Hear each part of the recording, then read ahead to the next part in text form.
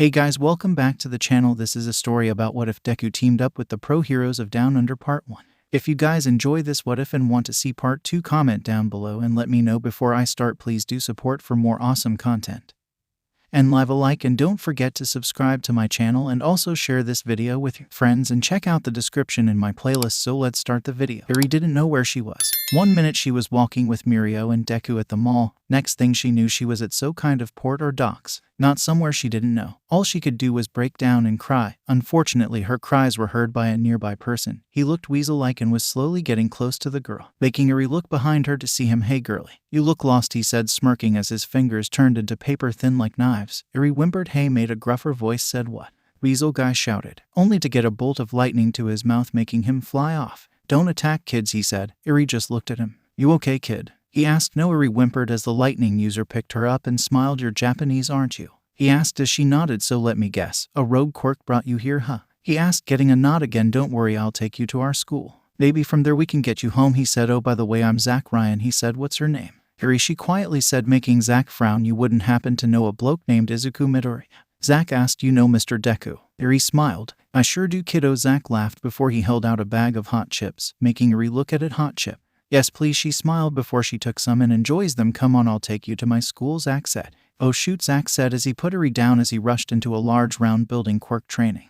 "I was late," he said as he raced into a change room. Eri looked around and she continued to walk down the hallway where a series of bangs and crashed were coming from. Curious was not something Eri usually would call herself, thanks to the asshole overhaul, but since was a little girl, so she continued on, reaching the end which revealed a large grass area. All over the area were different students practicing with their quirks. Eri didn't know where to watch when one of the female students landed in front of her. Her light yellow wings spread out before they folded back in and she stood up. Her hero costume being a what looked like a wine red bodysuit with white sleeves and thigh-high white leather boots. She turned around and saw Eri. "Hello," she gently said, kneeling to her level. "What's your name, little one?" she asked Eri. Eri said, "I'm Angela, but you can call me Angie." Angie smiled. "Hello," she said before a streak of brown and tan flashed by Oscar. Angie shouted. The blur stopped and pulled a 180, coming back to reveal a guy in a brown suit with a T-shape on it, the color of coffee with milk in it, a brown mask which showed his mouth and a red visor across his eyes. "Sorry, Angie, I had a short black. Ooh boy, I'm supercharged." "Who's the little cutie?" Ozzy asked. "This is Eri. She's Japanese," Angie said.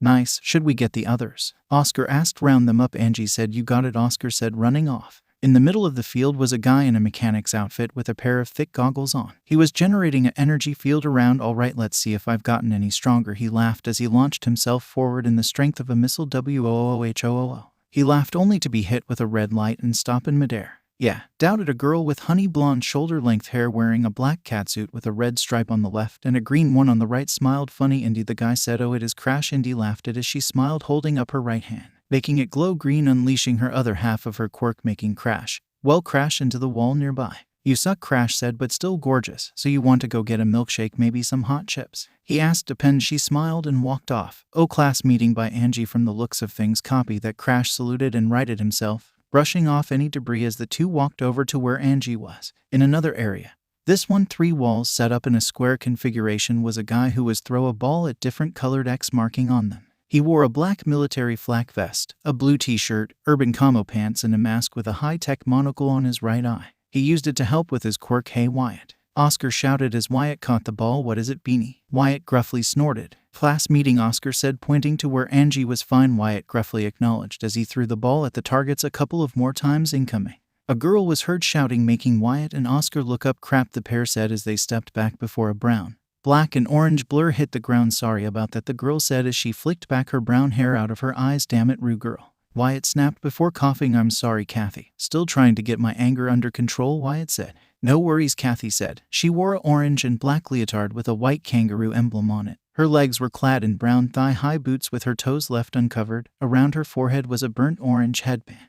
"So what's up, Ozzy?" she asked. "Class meeting," Oscar said. "No worries," Kathy said, smiling. "Come one grumpy," she joked. "Shut up," Wyatt snapped. "I am not grumpy." "Oh boy," Kathy sighed. 2 rather large heteromorphs or mutants were glaring each other down. On one side was a human-looking crocodile snarling at an anthropomorphic Tasmania devil wearing a khaki vet with ripped-off sleeves and a pair of jeans and work boots, while the croc just wore a pair of board shorts. "Come on, Crocky. That all you got?" the Tasmanian devil said. "You wish, furball," the croc snarled as they tried to push each other before a beeping was heard. "Damn already." the croc said as he led off. I know, right, the Tasmanian devil said as he grabbed a big bottle of apple juice and a mug, pouring some into it. Man, what is with you and apples? The croc asked. I'm Tasmanian, dumbass. The Tassie devil said. Yeah, the croc snorted before a girl with black cat ears, a cat tail and cat paws for feet while wearing a maid outfit jumped on his shoulders. Jackie. She cheered. Hey cat baby. Jack smiled. Hey Bruce. Cat said, smiling. Hey cat, training done for this session? Bruce asked, sipping his juice. Yeah. Anyway, we got a class meeting, Cat pointed out. Righto, the guys said, heading over with Cat riding Jack's shoulder.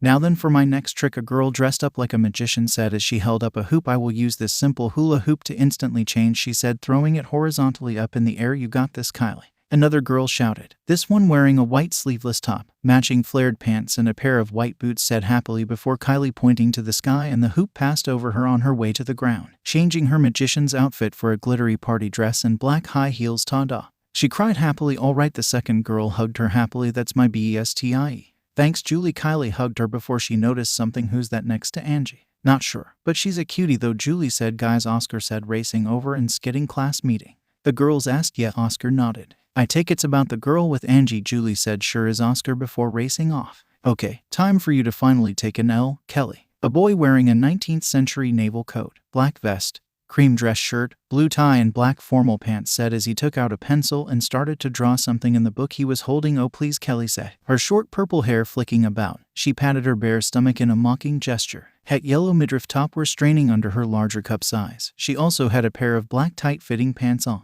I need to get some custom bras made, she frowned before a large drill struck her stomach. Really, Paul? She asked. Sorry, Paul said as he started to draw something else, while Kelly cracked her knuckles and punched her hand. He stuttered before he drew something up and it formed a pair of giant scissors. Don't you dare, Kelly shouted before a massive boxing glove appeared and tried to punch her in the face, a secret blade in the glove, piercing her top and ripping it a bit. Jerk, Kelly snarled as she stalked over to him. I only have a limited amount of these.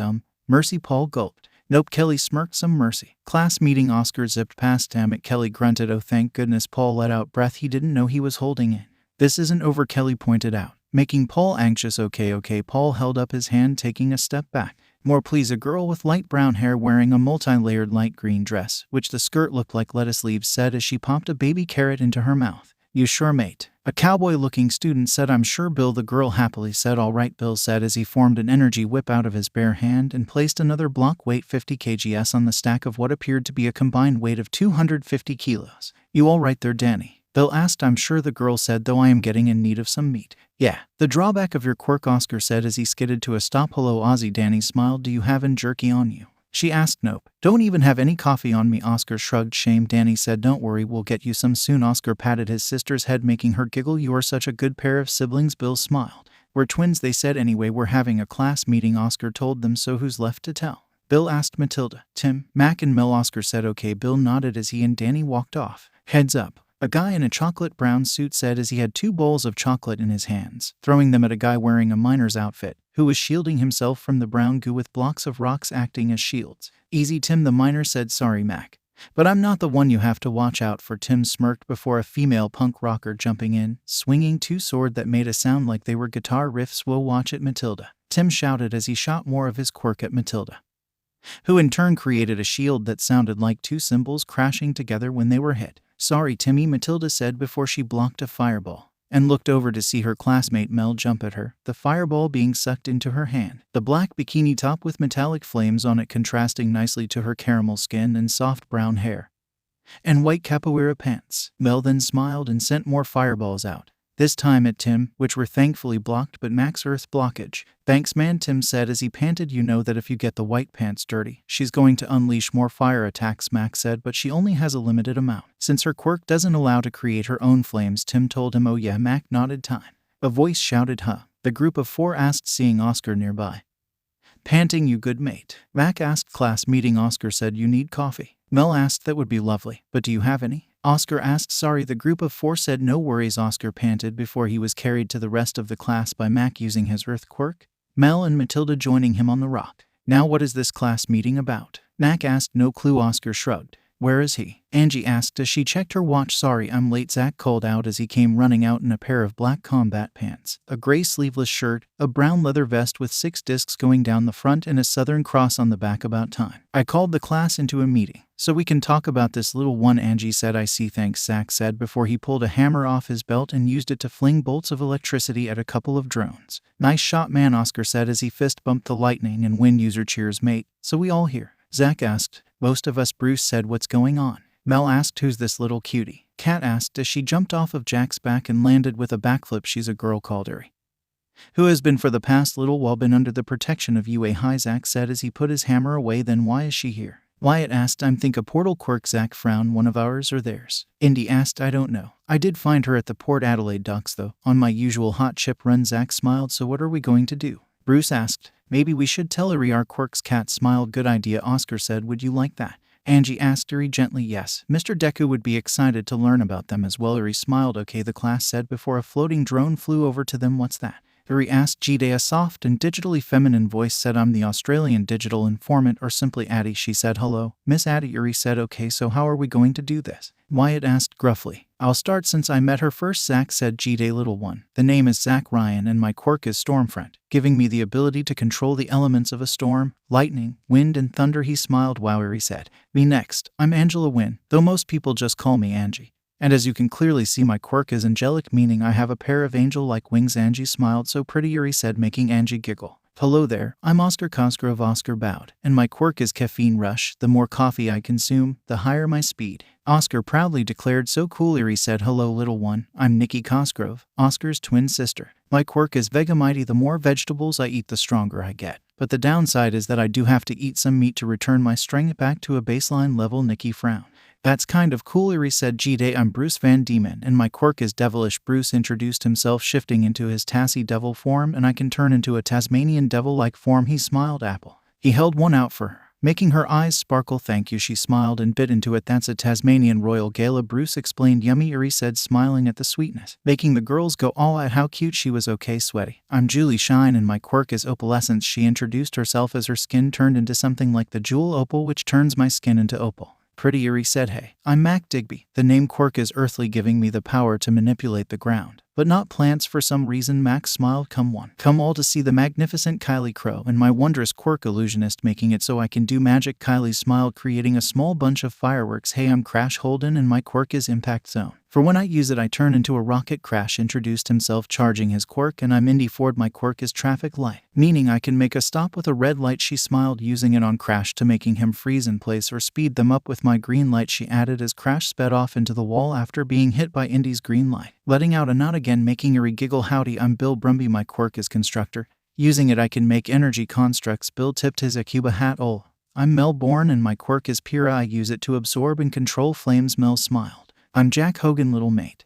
And my quirk Salty allows me to shoot out high-pressured stream of liquid salt, Jack said as Cat jumped on his shoulder. And I'm Cat Sutherland. My quirk gives me luck manipulation as well as the black cat feature. Though it's looked lucky. Cat blushed. So cute, Jack said. Yeah, I'm Wyatt Jenkins and my quirk is spot on. Anything I target I hit. Wyatt gruffly snorted, making Eri a bit unsure. Don't worry, sweetie. He's an ass. Anyway, I'm Kathy Munro. She waved, and with my quirk Skybound, I can leap really high or really far. She smiled, jumping into the sky. Show off, Wyatt shouted. Dick, Kathy remarked, landing smirking. Okay, enough with the coarseness. I am Paul Twist and my quirk is Wild Imagination. Whatever I draw comes to life. I use a sketchbook mostly because it's easy to draw in. Yo, Matilda Riley here, and my Sound Blast quirk generates solidified sound which I can control, and it's totally rocking. She smiled. Timothy Tamworth at your service. My quirks is gooey. I generate a sticky chocolate like goo. He smiled. And last but not least, I'm Kelly Edwards, the girl with the quirk of steel skin, which is pretty self-explanatory, Kelly said. Wow, they're all amazing quirks, Eri said, but how come a couple of you look different? Oh, you mean these three? Mac asked, indicating Kathy. Mel and Kat. I'm part Brazilian, Mel said. I'm an indigenous Australia, Kathy said. I'm from South Korea. Kat smiled. Oh, Eri said, don't we have a pro hero from Japan? Bruce asked. Yeah, the second-rank Australian pro hero, the quick-strike hero Tapan, who happens to be quirkless. Angie said. Quirkless? Eri asked. Yeah, Angie said. He said that he knew someone who was quirkless like him and wanted to be a hero, but everyone laughed, so he did. Kylie shrugged. Wow, Eri smiled, making everyone smile as well. I think practice is over. Back to class, everyone. Maybe Mr. Jackman and Miss Cloud can help us get this little one back to Japan, Angie said. Good idea, Zach said before his phone buzzed. frowning has pulled it out and read the message shit. He loudly curse. You right mate? Bruce inquired. No I'm not. 𝗧𝗵𝗶𝗿 Massacre got loose, and they sent in the Hooligans. Wait, does that mean? Mac asked. Yeah. My dad is facing down a dangerous villain, Zack said. James Ryan aka Captain Lightning Bolt was groaning as he woke up before he looked around and frowned. What the heck? He asked as he rubbed the back of his neck. He was having a beer in his favorite pub, the Two Pelicans. Having a pint of his favorite beer when he passed out drugged, he snarled, looking around, seeing nothing but steel walls and harsh fluoro lighting. Only there was a sweetness in the air, the sense of fruits and vanilla. Oh, damn it, he said, looking as a woman in a suit walked out. Agent 𝗬𝗶𝗿, he growled. Greetings, James. Or should I say Captain? She asked. What do you want? We don't work you anymore, James snarled. You never stopped. Besides, the Hooligans themselves aren't that high ranking anymore. You yourself is ranked 31st on the vial. Who cares? James said. We do. We need your team to bring someone in. 𝗬𝗶𝗿 said. Don't care, he snorted. Port got out. 𝗬𝗶𝗿 said. You let that maniac out? He shouted, shocked. No, he escaped. So we need your team to face him and bring him in, 𝗬𝗶𝗿 said. 2 words, forget it, James declared. Please, James, 𝗬𝗶𝗿 said. Forget it. You're the dumbasses who lost him, James said. You'll be compensated, 𝗬𝗶𝗿 sighed. You should have said that first, James smiled. I was avoiding it, 𝗬𝗶𝗿 sighed. A while later, James walked into his team's base and sighed. You okay, mate? A voice said, as a man about 8 feet tall with a massive size of jaws, which were all serried. He had 3 scars going along his bald head. He wore a pair of baggy, dusty jeans, workbooks, and gloves with 2 fingers missing. Yeah, I am 𝗬𝗲. We just got roped into another mission for Kate, 𝗬𝗶𝗿, James told him. Oh, how is she going? 𝗬𝗲 asked. Good. She added green streaks to her hair, James said. Nice. 𝗬𝗲 smiled. So what is it? Prisoner hunt, James said. Where is everyone? Well, Eric and Miranda are in their usual place, 𝗬𝗲 said as the noise of the two enjoying each other's company were quietly heard. Are they seriously knocking boots again? James asked, shocked. Yep, 𝗬𝗲 nodded. And it's been going on for hours. A voice snapped. 1 hour, Fredo, 𝗬𝗲 said. It's only been 1 hour. Seems longer, Fredo said. He walked in his short coppery red hair all over the place. He wore a rugby jersey of his favorite NRL team, blue jeans and steel-toed boots and a bandolier. Okay, that's 3. Everyone else? James asked. The twins are just coming in. Adam is in the kitchen. Mick's still in prison, so he'll be brought in by 𝗬𝗶𝗿 when she comes to debrief us, Adam said. Great, James sighed. This is going to be an interesting mission. Who are they sending us after? Fredo asked. Soon. I want to tell thee is here, James said. Yeah, booze, Fredo said, making 𝗬𝗲 frown. The Hooligans? You mean those villains we use for high dangerous mission that are almost black ops? The director of the Australian Heroic Administrative Board, Will Ayers, said as he walked along the hallways with Agent 𝗬𝗶𝗿. They are one of the best set of agents we have, even though they are technically not official 𝐒𝐵 officers, 𝗬𝗶𝗿 said. So who are we sending them after?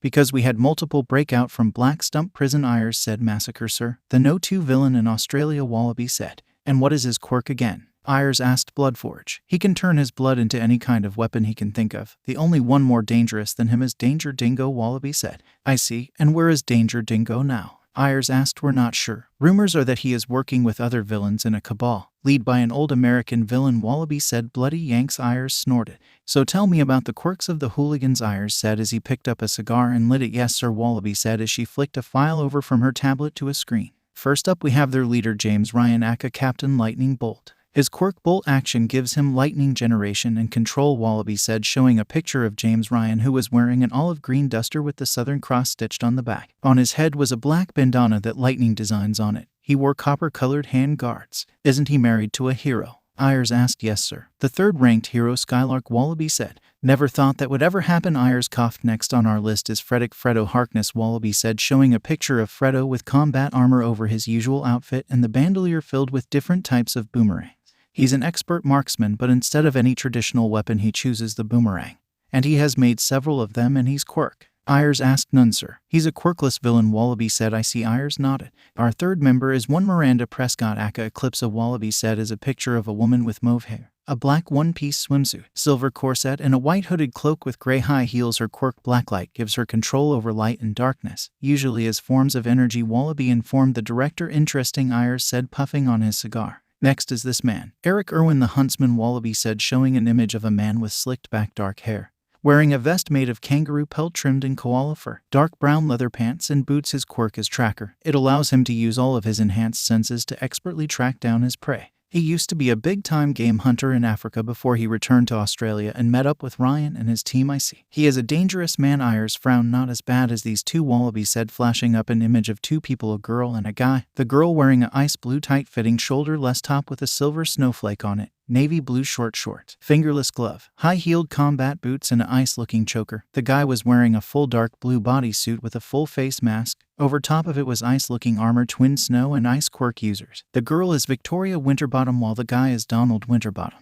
But their villain names are Perisher and 𝗧𝗵𝗿𝗺 said after the ski villages. 𝐼𝐴𝐺 asked confused, yes sir. The irony is not lost on them. 𝗧𝗵𝗶 sighed. The next member is Adam King, King Brown. He's Quirk Snakefang gives him venomous spit, 𝗧𝗵𝗶 said, showing a snake-looking man in brown metal armor, one of the mutants of this team. 𝗵𝘃𝗀𝗏 Sharkfang. His quirk Sharky makes him a human-shark hybrid. 𝗧𝗵𝗶 frowned, showing a humanoid shark wearing Hawaiian board shorts, gloves that looked like they had the fingers ripped off, and a pair of sunglasses. 𝗂𝗵𝗄 said before an image of Cruncher showed up on screen. He was wearing body armor over instead of being bare-chested, and a pauldron within Sergeant showed up on screen. Sergeant Bartholomew Crowley, he said, looking at him. He's quirk intake. Enables him to turn his body into any that isn't food, liquid or vapor. You know him, sir? 𝗧𝗵𝗶 asked, shocked. I do. He served under me during the Taipei Quirkus threat. He also served with Mason Jingo 𝐼𝐴𝐺 said Mad Bomber. Heard he was on the wrong side of the walkers and Captain Comet. 𝗧𝗵𝗶 said heck. He pissed off Crowley. 𝗍𝗏𝗏 said what do you mean, sir? 𝗧𝗵𝗶 asked sadly. It's classified. 𝗍𝗏𝗏 frowned. Who's the target? He asked before 𝗧𝗵𝗶 showed him. My lord. Not him. 𝗔𝗨𝗧𝗏 Sharkfang said as he got off a prison transport. Man, it feels so good to be out of that place and back with me mates. He fish breath. Perisher said welcome back. You going back after this mission? 𝗧𝗏𝗏 asked possibly. Sharkface said before seeing Adam, James and 𝐵𝑎𝑧𝐿. Captain Lightning Bolt mate. He cheered, hugging his team captain. Good to see you too, Mick. Lightning Bolt said too bad it's for this mission. Adam has still got that lisp. Sharkfang asked SSS Snake what do you think? King Brown skid yeah. Sharkfang waved off as 𝗧𝗵𝗶 walked into the area they were. So 𝗧𝗵𝗶, loving the green streaks. Perisher smirked. Shut it, Victoria. 𝗧𝗵𝗶 sighed. So what is our prey? Cruncher asked. And where are we going? Our target was last seen entering the Adelaide Central Market. 𝗧𝗵𝗶 said. And who is he? 𝗬𝗧𝗏 asked. One of our worst fears, 𝗧𝗵𝗶 said as she connected to the screen next to her and showed a mug shot of a guy with crazy blood red hair, hazel eyes, a scar running across his nose and a feral smirk. You have got to be shitting me, Huntsman snarled. That's right, you are hunting down Arthur Portaka Massacre. 𝗧𝗵𝗶 simply said. Bitch be smoking the good green. Sharkfang said wait, did you say the Central Market? Lightning Bolt asked alarmed. Yes, 𝗧𝗵𝗶 said, making him look more worried. What is it? Sharkfang asked. What day is it? Cruncher asked. Tuesday. Perisher said, making Cruncher and King Brown just as worried as Lightning Bolt. What? 𝗧𝗵𝗶 asked. Brandy. Lightning Bolt told them getting on the transport. Who is Brandy? Perisher after they were on their way. Brandy is my oldest daughter. Lightning Bolt said. Well, I'm a villain. My wife and son are heroes. She is a professional chef. And at 22 she's the head chef at one of those fancy restaurants. Anyway, very Tuesday she goes to the Central Market to supplies. She loves supporting our state. But if Port is there, then she is in danger. He told her. I've never seen a villain so dedicated to his family. 𝗧𝗏𝗏 said that's nothing. When his wife was pregnant with his oldest daughter, he got a call in the middle of a bank heist we were pulling. Of course he snaps at his wife not knowing who it was. Next thing we know he's bolting out the bank while we gather the cash, and when he comes back he has an esky full of peanut butter ripple ice cream and pizza pockets. Fredo laughed. Turns out she wanted some of them and they were out, so she asked her fearless leader here to get some for her. Cruncher finished. How sweet, Perisher said happily. Unlike some people around here. Hey. 𝗧𝗏𝗏 growled. Easy people. We're here, 𝗧𝗵𝗶 said as the transport stopped. Most of them were dressed in their villain gear and were raring to go. Game time people, Lightning Bolt said as he glared. Brandy Ryan was walking around the fresh produce stalls looking for the right ones to take back to the restaurant she worked out. Of course she would prioritize South Australian produce first before checking out the imported stuff. Only today the happy and relaxed atmosphere to her fell off. Are you okay, Brandy? The greengrocer said, looking confused. Oh yeah, hi, I'm Ernesto. So what do you recommend? She smiled back before Ernesto showed her what he had. Great, I'll take 20 kilos of the broccoli, 30 of the carrots and 50 of the potatoes. On good joy, he was saying before he was shot by a long red arrow bullseye. A voice cackled before he pulled back once. Oh shit, Brandy gasped as she looked at the arrow, her eyes widening as she recognized it. Massacre. She looked back and saw the escaped nutcase behind her, a evil grin on his face. Hey girlie, sorry but he was in the way of my arrow. He laughed as he held up his arm, where axe blades of solidified blood formed on each side of his arm. Police freeze. An officer shouted, aiming a gun at him. Massacre rolled his eyes and slammed his axe into the officer's stomach.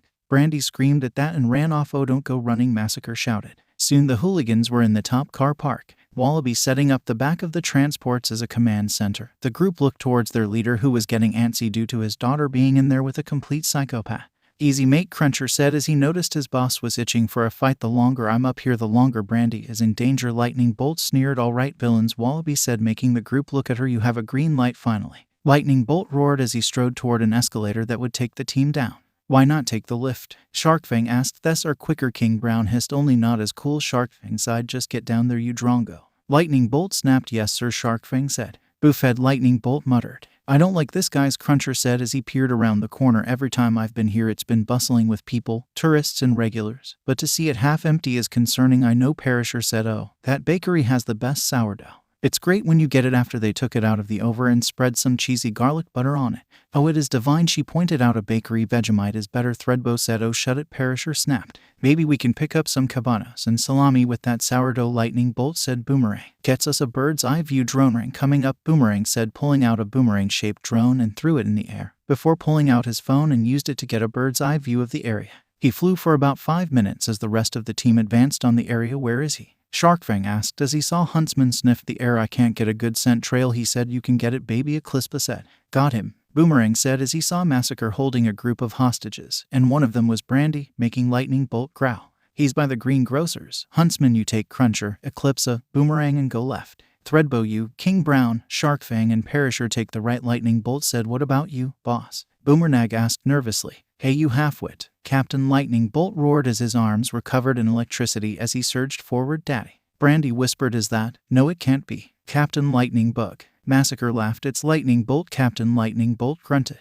So, what can I, the infamous second-ranked villain in Australia, do for the 10th-ranked villain? Massacre shouted. Let them go, Lightning Bolt snarled. I'm what? Massacre asked, confused. You're seriously telling to let these fine targets on mine go? Yeah, Lightning Bolt frowned. Okay, Massacre said before pointing out 5 people. You can go, he said as they got up to run.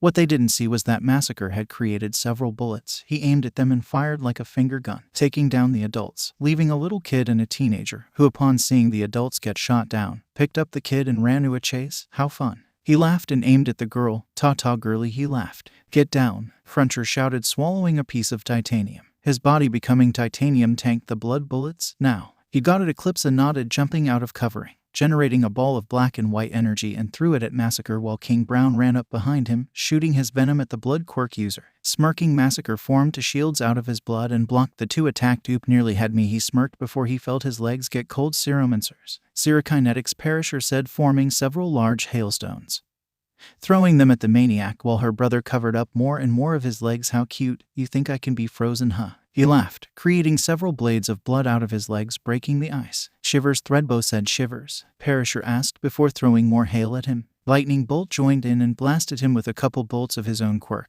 only for Massacre to form a hammer and belt Captain Lightning Bolt away, Captain. Cruncher shouted as he shoulder-charged Massacre. Uh-oh, Massacre said, quickly dodging and reforming the axe he had earlier, running and trying to hack into Cruncher's back as he returned to normal. Watch out. A stream of black and white energy hit Massacre, sending the maniac flying. Thanks, 𝗧𝗵𝗏𝗃. Cruncher nodded. Now worries. Where is he? She asked, Huntsman quickly sniffing the air. This way, he shouted, running forward. That hurt, Captain Lightning Bolt groaned as he got up, groaning as he felt sore muscles. Oh, a voice called out. You have got to be shitting me. Captain Lightning Bolt grunted. As they're sitting at a cafe with a bag of bacon and a coffee, sitting at a table was the highest-ranked Australian villain wearing his fur-trimmed leather coat, cowboy hat, dirty black jeans and dingo fang necklace. Danger Dingo 2 right mate.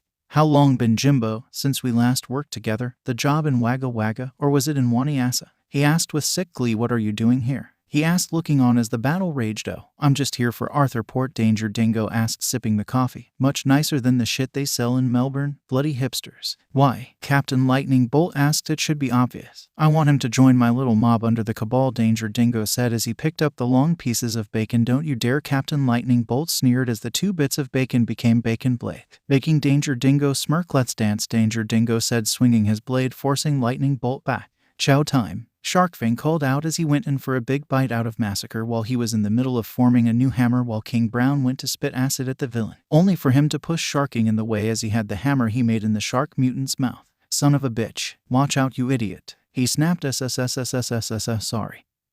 He's tricky to hit, King Brown hissed. Then focus. Cruncher shouted as he saw a piece of iron, his body turning into iron, which blocked a blade of blood. Dang it, Massacre said before he aimed and fired at a random stall, where Huntsman leapt out behind and rushed at him, hoping to knock him down, only to once again be foiled by blades of blood. Where is the captain? Cruncher asked, winding up for a punch. "You asshole," Captain Lightning Bolt grunted as he was holding back the bacon blades. "Oh, come on. Like you haven't used food in fights before." Dingo smirked before Captain Lightning Bolt reared back his head and smashed it into Danger's nose. "A high chance of it being broken. Why we fighting?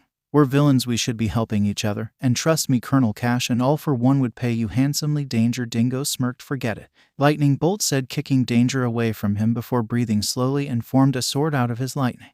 "Oh, nice." Dingo laughed as he hit his blades on it, the sound and smell of sizzling bacon filling the air. The two battled each other for 5 minutes when suddenly black ooze spurted out of Danger's mouth. "Time to go. See you, Jimbo," he laughed before the ooze and him disappeared. "No," Captain Lightning Bolt shouted before he realized Massacre. He ran off hoping to stop Massacre from leaving. "Bonk." Massacre laughed as he brought a massive blood war hammer down on Cruncher's chest before shooting blades at King Brown, who tried to use his venom to dissolve it. 𝗧𝗵𝗲 and the Winterbottom twins tried to knock him out with their quirks. While that was happening, Boomerang had the poor luck of trying to get everyone out of there before they could finish up. Once the last civilian was out though, he smirked, pulling out 2 boomerangs and running in and throwing them, hoping that one of them would hit Massacre in the back of the head, which thankfully one of did, with a satisfying thunk. "Cop that," Boomerang cried, drawing Massacre's attention to him, a snarl on his face, forming his own blood boomerang, which he threw at Boomerang. "Struth," he shouted, flipping out it, pulling out one which he hit on the ground, making most of it light up as he threw it, aiming at Massacre's head. "What will that do, 𝐒𝐻?" he screamed as the boomer burnt into his skin from the right corner of his mouth to behind his ear. The boomerang stopped glowing when it came back to his hand. Then Sharkfang bit into his arm, nearly severing it as a knife of blood was on it. So he stabbed Massacre in the side with his own arm. "I'll turn you into blood, mincemeat." Massacre started to rave and ran, only for black slime to surge out of his mouth. The Hooligans looked concerned and confused. "𝗧𝗵𝗲, freeze him," Captain Lightning Bolt shouted as he ran over, only for the slime to cover Massacre, shrink down to the size of a marble and pop like a bubble. "No offense, boss, but what was that?" Threadbow asked. "The Cabal. The Cabal now have him," Captain Lightning Bolt explained. Hours later, James removed his coat as he walked in the front door. "I'm home," he said as he crashed into his favorite lounge chair. "Hey honey, long day?" His wife asked. "Yeah, we were asked to take down a villain who escaped prison, but he got away thanks to that Cabal everyone is talking about," he sighed, reclining. "Oh dear," she replied before she walked out in a walk and blue bodysuit with a shot cape acting as a pair of wings. "What's going on?" he asked. "The 𝐒𝐴BAS are tonight, so I'm heading there," she said, kissing his cheek. "Dinner's in the microwave for when you're ready." "Thanks, love," James said as he relaxed before his wife Holly left.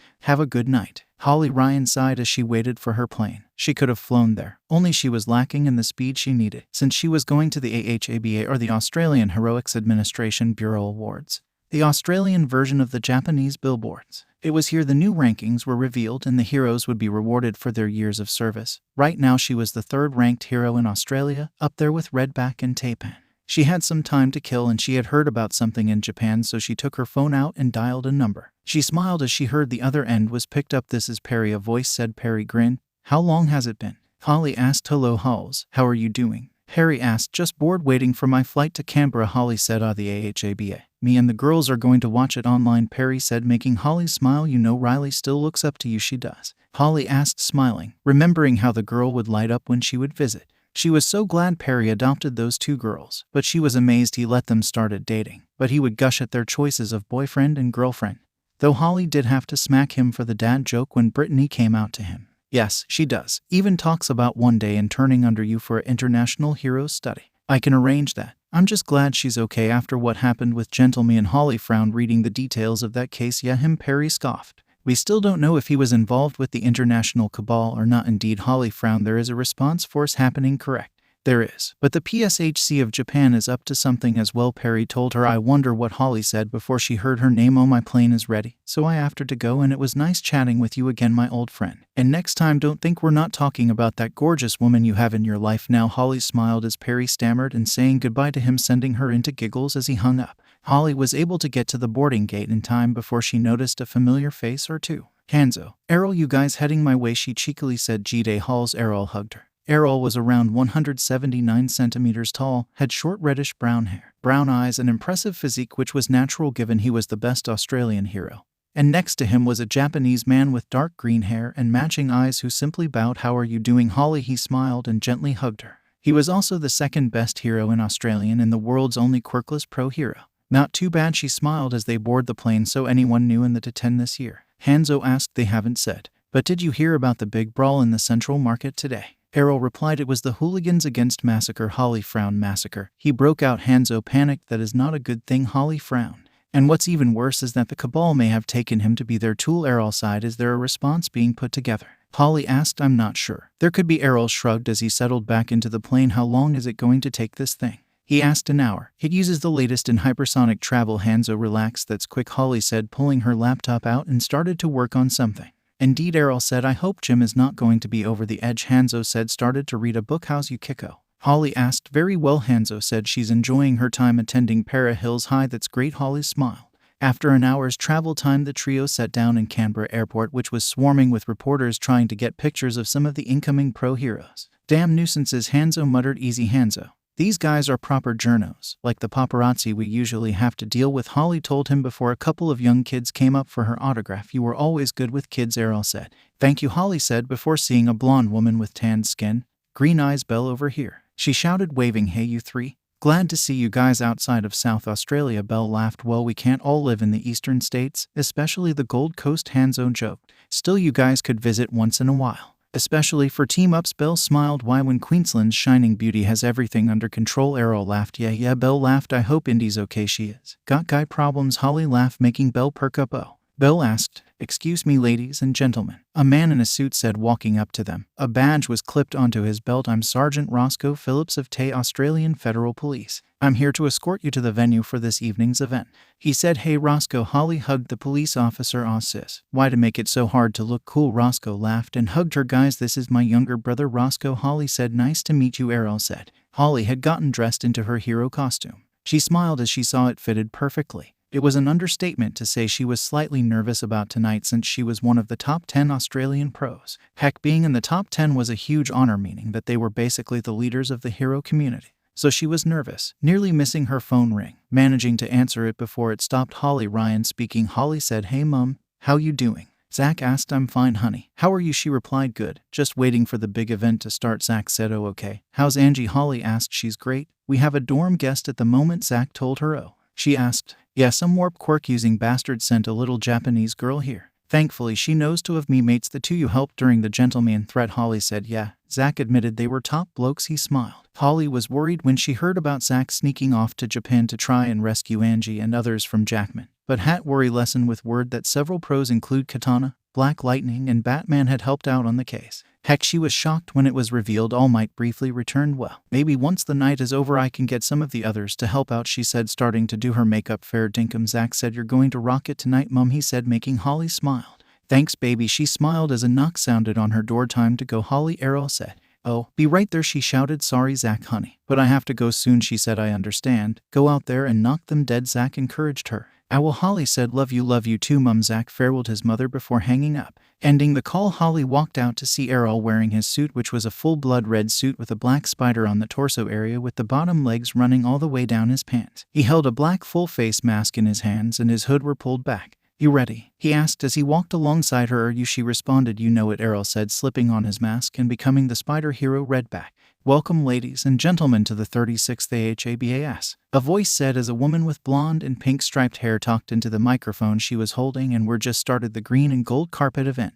I'm your host for the carpet ceremony, Jackie 𝗵𝗲 microphone, the 67th ranked hero in our nation, she announced. And we're here to see our latest top 10 heroes of the nation, she said. And let's have a look who's arriving first, she said, as Latino man was walking down the carpet. He wore a pair of metallic green scale patterned shorts, glad bracers and greaves, and had his hair slicked back. Well, the first to walk down our green and gold this year is Sebastian Holt, aka Reefside. He usually operates in the Great Barrier Reef, not to mention the son of Raindance and Desperado, two of Mexico's pros, she said. He currently is ranked 19th, she said, smiling as Reefist waved, followed by a massively man, most of that being muscle, wearing a red shirt, red pants, green, red and yellow shoes, purple sunglasses, and a pair of white gloves. Another interesting feature about him was that fact he had emerald green tribal tattoos on his arms and red dreadlocks. And here comes the 29th ranked hero Travis Brumaka KNUX. Jackie cheered. Sup girl, Nux said, smiling, stopping to hug the host. You look good. In fact, everyone here does. It's just a shame I'm not in the top 20, he laughed before moving on. As the next hero was a soldier-looking hero with a helmet on which had a skull-like design around the mouthpiece and a giant silver crosshairs on top. And speaking about the top 20, he is the 19th ranked hero Hunter Lithgow, hero named Lockdown. She said hi, he coldly said. just as charming as ever, she said as more and more heroes arrived. Most of them were dressed in their hero costumes, making them look heroic. Okay, that was the final hero on the carpet. We'll proceed inside where 𝐴HAB director William Ayers will be conducting the ceremony. Jackie said so until the after party. Good night, she said as the feed switched to inside. Director Ayers looked at his cue card and then out at the heroes who had gathered. Remind me again how many there are. Ayers asked. 320, Wallaby said, wearing a black cocktail dress. And you're sure we should agree to what was sent us? She asked. Ayers nodded. And I think it would be good for them as well, he said, smiling. Besides, there is already a student exchange happening at UA. So why not have some of our brightest students from the best school attend? Ayers smiled. I'm thinking about having a mini visit by the Americans, she said. Good idea, Ayers said. And now please welcome to the stage Director William Ayers, the announcer said, making the director put his cards away, and smiled as he walked out of stage. Hello everyone, and as my duty as the 20th director of the Australian Heroics Administrative Bureau, I would like to welcome you to the 36th 𝐒𝐵 Awards of the 𝐒𝐴HABAS, he said, smiling before becoming serious. I know this year has not been the easiest year to be a hero, between gang wars, missing children, villainous plots, heroic murders, and also the decline in people's faith in heroes. While these have been felt worldwide, we must continue to do our best and help them. We are heroes for a reason. Whether it is to rescue those who need saving, fight villains, or just to make the world feel safer, that is why we are here. At the end of the day, our job is security for others. That is why we're come together here each year to recognize our efforts and make sure that we can continue. Both heroes here and to the heroes worldwide, we are that shining light in the ever-expanding darkness. So now let's just all stand and take a moment to remember those both here and worldwide who gave up their lives to make sure that light still shines on. Ayers said as he watched most of the clasp their right fist and placed it on their left shoulder before bowing their heads, Ayers doing the same. I'm sorry that you had to give up the lives of yours so you can keep others safe, Ayers, though before the moment of silence. All right, let's go to our first award, the funniest rescues, and let me tell you, we have some crackers. He laughed as he looked at a particular hero that includes you, Hotfoot. Oh, come on, the hero named Hotfoot shouted, making the crowd laugh. So welcome to the stage, Wiki, he said, walking off stage as a man dressed in cricket whites with cork hat on. Backstage, he saw the top 10 and nodded to the group, who nodded back. Brilliant speech, Sir Redback said. Thank you, Ayers said. Now it's time for that time of the night. Our top 10 Australian heroes, Ayers called out, walking out on stage smiling, making the crowd cheer wildly. You're probably wondering who is in it this year. Well, shall we find out? He asked, smiling before the lights dimmed, making those gathered murmured. Looking to the side, Ayers nodded to Wallaby, who turned to Microphone. You ready for this? She asked. I sure am, Microphone said when she was handing a piece of paper. Oh wow, really, she said before walking out. G-Day mates, she shouted, using her quirk. It's time to see who made the top 10 this year. Will it be all newbies, not changed, or a mix? She smiled. And so we start with number 10, she said as a drum roll sounded. Welcome our number 10, an underground hero from the city of Sydney. Welcome Damon Black, hero named Knight, she shouted as a dark-skinned man wearing dark gray armor, red sunglasses, and a black trench-wit sword on his back. He is a silent hero due to his quirk Stalker, which allows him to move silently in dark places. So not a good hero for villains to meet at night, she joked, making Knight raise an eyebrow. Clearing HR throat, she looked at the next one. A new entry at number 9 is the high-shooting Kestrel hero named 𝗧𝗵𝗄, she called out, making 𝗧𝗵𝗄, who wore a protective flight suit that with short sleeves and a pair of leg holsters. On his back was a wing pack. He smiled and waved to the group. He is able to take to the sky with his support item while using his quirk Sky Blast to shoot bullets of solid air at his foes. And he regularly works with number 8 𝗵𝗵𝗶𝗿, she declared as a hero wearing a costume resembling an armored soldier and a helmet colored green, gold, and gray with the Southern Star on his chest. Saluted. He's quirk soldier on, gives him enhanced endurance and strength. Perfect for throwing that shield around, she said as a 𝗧𝗓 showed it off. Show off, Knight scoffed. Another newbie is number 7 Atom Bear, hero named Drop Bear, Microphone called out as a koala mutant walked out. His costume was a pair of red work overalls with a square of yellow and red cheeks on the knees. He can use his quirk G-Flux to completely control gravity. She cheered as he sheepishly waved hello, he said. Standing next to 𝗧𝗓 at number 6 is Max Gibson, hero named Road Warrior, Microphone said as a scruffy-looking guy walked out wearing a black dust-covered leather jacket, faded black jeans, boots, and fingerless gloves. He has the quirk Scrap Armor, allowing her to convert any piece scrap he can find into armor. G-Day mates, thanks for the spot, he said. Number 5 is the beautiful Belle Beachley, hero named Shimmer, Microphone said as Belle walked out wearing her costume, which was a strapless gold and yellow top, matching flared pants, a gold neck scarf, and amber sunglasses. Hey, quirk is Shiner, allowing her to emit strong blasts of golden light when she isn't working as a model, Microphone chuckled, making Belle blow kisses shine brightly. People She cheered. Now at number 4 is 𝗬𝗵𝗲 hero named 𝗬𝗂𝐻, she said, as a man dressed in ash gray martial arts robes, tabi boots, and a gas mask. He uses his quirk 𝗬𝗫𝗁 to, you guessed it, control smoke. Macrophone smiled as he bowed. I'm happy to be here, he said as he stood next to Belle. Everyone in the crowd was excited. Now our number 3 is longtime number 3. Holly Ryan hero named 𝗧𝗏𝗏, Macrophone said as Holly walked out waving her quirk. Wind Rider is another obvious one, allowing her to control wind, which includes flying, she said as Holly quickly flew about the room and landed before bowing. Thank you again for trusting me. Our number 2 is our favorite Japanese import, Hanzo Midori, a hero named 𝗂𝗃. She cheered as he walked out wearing Kevlar armor on his top half with black baggy pants, combat boots, and a visored helmet. On his back was a pair of Japanese sword, and to make this position even more impressive is that he has no quirk. Macrophone told them, I like to show people quirks aren't everything, he said before walking next to Holly. And now, number 1, Macrophone shouted, making the room fill with feedback from the audio equipment czar. Anyway, for the 5th year in a row, our top hero is none other 𝗂𝗏𝗏. She cheered as Redback walked out and stood in the middle of the stage as the crowd exploded in applause. His quirk is spidery, giving him the ability of a spider. I promise as long I'm number 1, no evil shall ever win in Australia, Redback declared as they clapped and cheered. And that brings an end to tonight's events. So please stay for the after party where you can all mingle and enjoy some refreshments, Macrophone said. And to those who are watching, thank you for tuning in here and enjoying the night. So good night, she bid everyone who wasn't there live. Not bad, 𝗧𝗏𝗧𝗍 said, sipping a beer as the 10 were taken to a side room and told they were needed for urgent business. 5 years as the top. Thanks, Jim, Redback said as enjoyed a creaming. So anybody know what this is about? Shimmer asked. No, 𝗏𝗏𝗧𝗏 said, looking nervous. Think it could be about the 𝗔𝗨𝗍𝗏 incident? 𝗬𝗂𝐻 asked, biting into a lamington, making 𝗧𝗏𝗏𝗏 nervous. Holly 𝗧𝗏𝗏𝗏 indicated she was listening. Wasn't Zach caught up in that? 𝗬𝗂𝗏 asked. He was. 𝗧𝗏𝗏𝗏 replied, making the top 10 worried. Is he okay? 𝗧𝗵𝗏𝗏 said he is. 𝗧𝗏𝗏𝗏 nodded before director Ayers and Wallaby walked in. Kate, how are you? I'm fine, Wallaby said. So what's up? Redback asked. We've gotten a request from the HPSC, Ayers said. And they are? Road Warrior asked. The Hero Public Safety Bureau, our Japanese counterpart. Ayers told them. What do they want?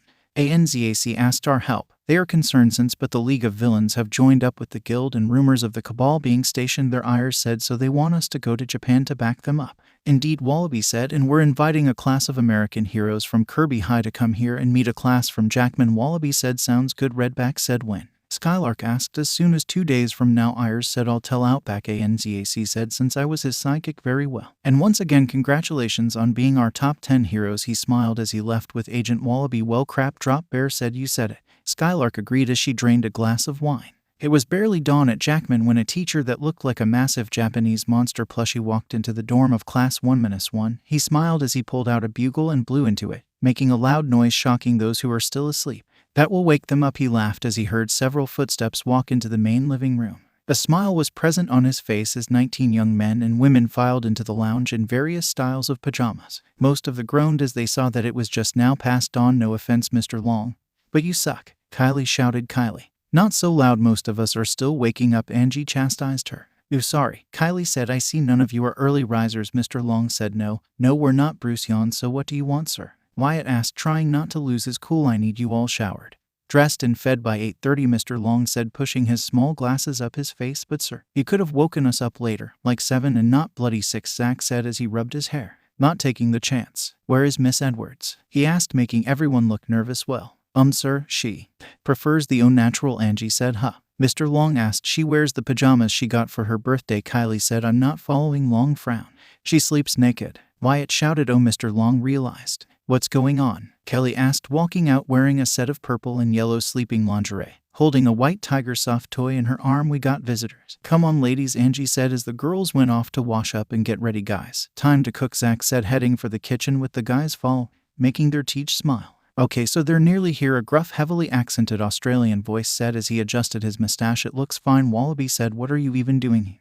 The man asked. Ayers wanted me to help you greet them. Wallaby said, I can handle this. I'm the principal after all. The principal said, sir, Stars and Stripes is coming here. Wallaby said, oh great, who invited her? The principal asked, shouldn't she be saving the Yanks or something? Well, this is going to be interesting. Wallaby smiled as he was joined by a couple other teachers. So how much longer? A female teacher with dark brown hair, wearing a red corset and duster combo, black pants and high-heeled boots. Next to her was Mr. Long, a guy in a black, gray and red suit and a high-tech helmet, and a woman wearing a dark purple metal bodysuit with a metallic green breastplate and her wings folded into a cape. Elizabeth, Hamish, Jenny, Lucas. The principal said. Hello sir, they said. So what did we send them? The principal asked. One of our hypersonic transports, Elizabeth said. Excellent, the principal said as he saw the jet-like transport land, and out of it walked a woman whose body looked like a galaxy, a falcon, and the #1 ranked American pro. Howdy you lot, stars and stripes, said Kath. The principal said. Perry, Nido. Logan. The galaxy-looking woman nodded. And what did I say about you calling me Nido? Sorry, Shelley. Logan smirked. Still, it's impressive that Mr. Outback, Logan Jackman, greeted us.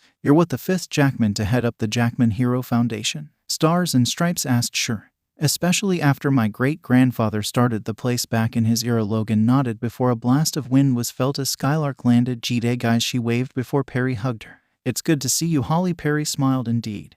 Hey Kath, Michelle, she waved to them. You all can get caught up later. Jenny, please escort the Kirby High students to the training ground, Mr. Outback told her. Yes sir, Jenny said. A while later, the students of Jack Class 1-1 were looking at the visiting students. So how are we going to introduce ourselves? Crash asked. I have no idea, Julie said. Look at their costumes. I mean, I heard American heroes have to get by making their own gear and costumes. Kat said. Yikes. Jack flinched. Don't worry, I'm sure. While they're here, a certain pair of support students would relish the opportunity to give them an upgrade. Zach said. You sure? Angie asked. Honey, they made your suit after they just glimpsed at that old lingerie-looking one you wore, Zach told her before she blushed. Yeah, those guys could really go to town on them, Bruce said before he saw Oscar grab a cup of coffee and zip out into the field. I guess we're going like that, Indy said. I was hoping for a sneak attack, Wyatt said, loading something into the wrist launcher. Don't, Zach warned. The Kirby students were gathered in the arena, looking around at it. Isabella muttering something in Spanish. You said it, her girlfriend Brittany said. Keep you guards up, guys, Bobby, the unofficial class vice leader, said as he looked around on edge. He didn't know much about the Australian school here. His girlfriend Riley nodded before turning to her older sister. What's the sunlight like, sis? Riley asked. Nothing like I felt before. Brittany said. It is different. We're in another hemisphere, Henry said as he raised a can of his favorite energy drink to his lips, only to get a mouthful of something that wasn't his drink. Pulling it down, he saw himself holding a cup of coffee. Sorry, mate, but I cannot let you break our school rules and drink this crap. I mean, how much high fructose corny syrup is in this? Not to mention the artificial caffeine is just bad for you, Oscar said. The Kirby student were surprised by him. Who are you? Reggie asked as he got in front of his girlfriend Nancy, most of the guys and Brittany doing the same. Sorry mates, I'm Oscar. But you lot can call me Ozzy. I'm from class 1-1. Welcome to the Jackman Heroics Foundation, the best school in Australia. Oh, by the way, the big fella in the silver, you might want to shuffle to the left, Ozzy said before a ball bearing barely missed his head. Sorry, that was our sharpshooter Wyatt, the Drongo. Oh, shut up, Beanie. Wyatt shouted. You okay, baby? Dennis asked, checking over Donna his shoulder. I am, sweetheart, she smiled, kissing him. Now who attacked us, he said as the rest of the Jackman kids walked out. G'day, Bob. Nice to see you again, mate, Zach said, smiling. Zach? Bobby asked as the two bro hugged. I haven't seen you in ages. Man, you look good. So do you, mate. So how's that little Sheila of yours going? He asked. I'm fine. Riley popped up next to him, smiling. Great. Good to see you, Riles. Zach told her. Her name is Riley. Brittany glared at him. Sorry, Zach said. So what's the plan here? Bobby asked as he looked at Reggie, who was class president, who nodded, allowing Bobby to take charge. I take it a battle. Yep, Zach smiled. I hate to say this, but some of us osses will have to sit out, Bruce said. It's 20-14 our way. Angie nodded. Don't worry. We can handle it, Brittany said as she smirked, making Isabella mutter something in Spanish. I am not getting cocky, she replied, making Isabella give her a look. Okay, maybe a little. You guys heard the Sheila, Zach said. Wait, I didn't, Brittany said. Well, you did. Get ready, everyone, if they are anything like Zach. Then we're in trouble, Bobby said as he drew his baseball bat. So let's do this, he shouted before they rushed in, only to be met by the sound of thunder. Let's see how good they are, Bruce said as he turned into his Tasmanian devil form and ran at the guy who was dressed in a pit helmet. Oh, by the way, I'm Bruce. My name is Jenner Goodall. I go by the hero name Menagerie, he said, changing into a red kangaroo. I take it you can change into animals. Fair dinkum, mate, Bruce said, blocking Jenner's feet with his arms, sort of like my own Quirk devilish. It turns me into a Wertassi devil, he smirked as he dodged and weaved Jenner's attacks. Suddenly flames shot past him. Struth, Bruce exclaimed before he was kicked in the gut by Jenner. What there? Sorry, Bruce, was it a guy wearing a red and blue suit including a domino mask and had two X-shaped blade on his arms, but my friend needed backup. I'm Reggie Mills, aka Baron Boyle, he said before he breathed out hot burning air that was ignited. Growling, Bruce grabbed Jenner and jumped out of the way while Mel rushed in and absorbed the fire into her skin. Once she fully absorbed it, she produced a fireball the size of a soccer ball, proceeding to use it as one, only to kick it over at where Isabella and Brittany were taking on Nikki and Matilda. These two are tough. Matilda slid back as she was next to Nikki, who was finishing up a large vegetable. Yeah, but nothing 𝗵𝗃𝗫 can't handle, Nikki declared and rushed at the girl wearing a 𝗧𝗵𝗲 dress, sombrero and red and black skull mask, next to a girl who wore a yellow in costume with a beaked helmet and wings on her arms. Nikki quickly held up her hand, making the blonde punch his hand, not even flinching when she caught the punch. No way, the blonde said. No one can stop me, thanks to me changing sunlight into super strength through my quirk sunshine, the blonde explained. It's my quirk 𝗵𝗃𝗫. The more veggies I eat, the stronger I grow. I'm Nikki aka 𝗵𝗃𝗫. Nikki smiled. I'm Brittany aka sunrise. Went as early bird for a bit. Then my girl over there suggested the new name. Brittany said, oh, that's so cute. Nikki smiled. Thanks. Brittany said, sup. Name's Matilda and my quirk rocks, literally, as I can control any solidified sound. And since I'm into music a lot, I use music as that sound, she said, making two swords, which sounded like notes on an electric guitar. 𝐒𝐻𝐼𝐵 or 𝐶𝐸𝐴 𝐔𝐸𝐽, and using my quirk 𝗂𝐻𝐻 I can control shadows and darkness. 𝗧𝗵𝗶𝗿𝗆 introduced herself. Sweet Matilda said as she shifted her swords to a bow and arrow, sounding like a harp when she pulled back the bowstrings. 𝗧𝗵𝗶𝗿 formed a disc of shadow energy about her head when she SBT'd a fireball coming at her, so she turned the disc from an attack into a shield. Hey, Mel said, walked over before kicking the ball in the air. Name's Mel or blast fire. Quirk is pira, meaning I can absorb and control flames. She said, you Latina? 𝗧𝗵𝗶𝗿 asked. Brazilian Australian, Mel said before she created another soccer fireball. Water and ice flew at Kylie and Julie stepping in front of them and used her opal form to block them. The pair looked at their opponent. One wore knight's armor made out of ice with ice skates, and the other one wore a white bikini top, slim-fitting pants, and bird's feet like boots. Hey, we're 𝗬𝗧𝗍𝗏 aka sea siren, and my quirk gives me sire powers. I'm Julie Shine, or opalescence. My quirk allows me to cover my body in opal. Julie smiled. I'm Nancy Fleming aka Chillerina. I'm a ice user, she said, bowing. Kylie Crow aka Vegas, a magician, Kylie said, bowing before making a dove fly out of her hat, which turned into confetti, sticking to the two girls, giving Julie the chance to clock them, only for a ribbon to grab her wrist and steer her off course, said Ribbons, leading Tem back to a girl who had a costume made of ribbons and yarn. And I am Donna Carolina. You can call me Thread Princess, she said as she flung ribbons as the two. Okay, they're outgunning us, Julie groaned before the ribbons were cut in half by a pair of energy scissors, which turned into a whip.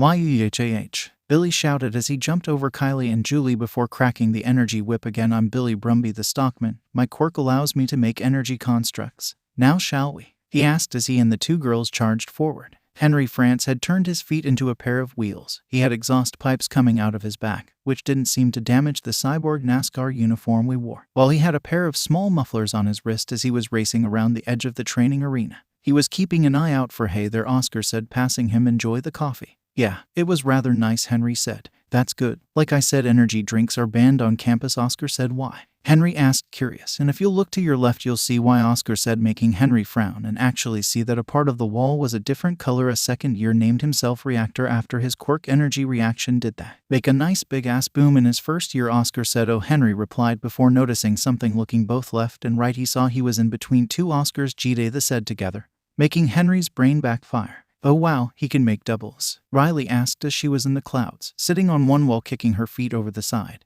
Angie just siding on an air platformer Riley made if he goes fast enough. Angie said, by the way, did you try that hair treatment I suggested in my last email? She asked. Oh yeah, my hair felt great, and it was so shiny. Riley laughed as they watched Jenner turn into a large rhino and charged at Jack and Bruce. So you have mutant quirk users in your class? Oh yeah, almost at one if not for Kat, who is not on the field currently, meaning? Riley asked. We benched a couple, Angie explained. I like your suit, by the way. Oh, thank you. I like yours as well, Riley nodded. Hey, you too, a voice said. Kathy? Angie asked as the two watched Kathy headed for the ground, only to head back up to them. Done fighting? Kathy asked. We're skipping the fight, Riley said. Okay, Kathy nodded before she landed, just dodging Terrence, who had a studded military uniform, who tried to plow into Kelly, who didn't budge. Sorry, Studs, she smirked. All right, Terrence said, standing up and bringing several metallic objects to him, a smirk on his face as he threw them at Kelly, tanking each one. What the? He asked. I'm bulletproof, Kelly said, clotheslining him, while lightning crackled in the air. What the? They asked. Not bad, Sparkplug, Natalie said as she was pushing Zach back alongside Bobby, who was rushing in and hitting Zach with his bat. I can say the same, but got to ask about the rapper look, Zach said. I'm Railgun Rapper, Natalie said as she sparked electricity from her finger. And with Shock Jockey I can absorb and shape electricity. What about you, mate? She asked. Named Zach Ryan aka Stormbreaker, and with Stormfront my quirk, I have command over the elements of the storm. He said, mostly lightning and wind, but I'm experimenting with thunder. Like this, Zach smiled, clapping his hands together, making a blast of thunder send the two tumbling back. Okay, got to ask. You ever overloaded your brain? Natalie asked as she fired at Zach, who countered with a wind shield. Most electric users do. Why? Zach asked, using a hammer to block Bobby's bat. There's a guy at UA has an electric quirk. Only most of the time he shorts his brain out when he goes over a certain amount of voltage, Natalie explained. Oh. Salmon, Zach said, making the Americans pause. Salmon? They asked, surprised. Yeah. Next time he goes brain shocked, give him some salmon. The omega-3 seconds in the fish will help with that. I thought all electric users knew that, Zach said as the other two just face-palmed. Jack, mate, need a hand here. Bruce snapped as he was holding back Jenner, now in the form of a tiger. The crocodile mutant nodded and charged at the lion, helping the Tassie devil mutant, pushing him back, when vines wrapped around their feet. What? Sorry boys, a girl wearing armor based on recycling and composting symbols smiled as she walked over as Jenner circled her. But I'm 𝐬𝐻𝐼 Sinclair, or Ivy Green. My quirk is Mother Nature giving me power over plant life and nature, the opposite of Digger. Bruce said. Who? 𝐬𝐻𝐼 asked Mac. We call him Digger due to his quirk using earth and stone, but not plant life, Bruce said, nodding to Jack, who bit into the vines and shot out a high-pressure stream of liquid salt, cutting the vines around Bruce, who grabbed Jenner after being forced back and threw him at 𝐬𝐻𝐼 as he changed, but the two colliding with each other lips first. They froze before they quickly got into a makeout session, stopping any and all of the fights, the Kirby students being shocked before declaring as one voice, why didn't we ever think of that? They shouted seriously. The Jackman kids asked, okay, let's end this.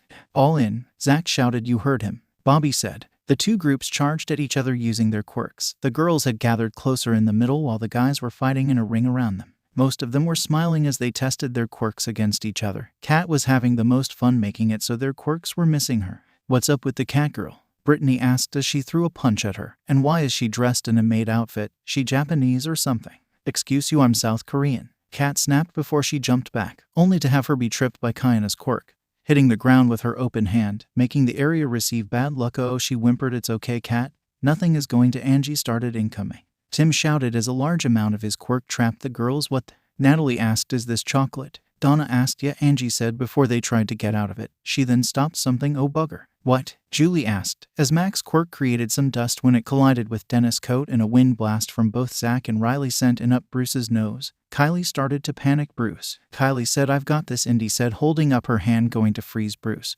But instead a green glow was emitted. Shit, wrong hand. ACHOOO. Bruce sneezed, letting loose a massive wind wave. Scrambling just in time, Kat managed to boost their fortune, only to hear fabric ripping the girls' screams. The guys got back up and froze while their faces turned red. Damn. Crash vocalized as they saw all the girls in nothing but their underwear. All different types, from sports bras to push bras, and even some lingerie you wore that set. Brittany asked, looking at Isabella's black satin lingerie. Yeah, Isabella nodded.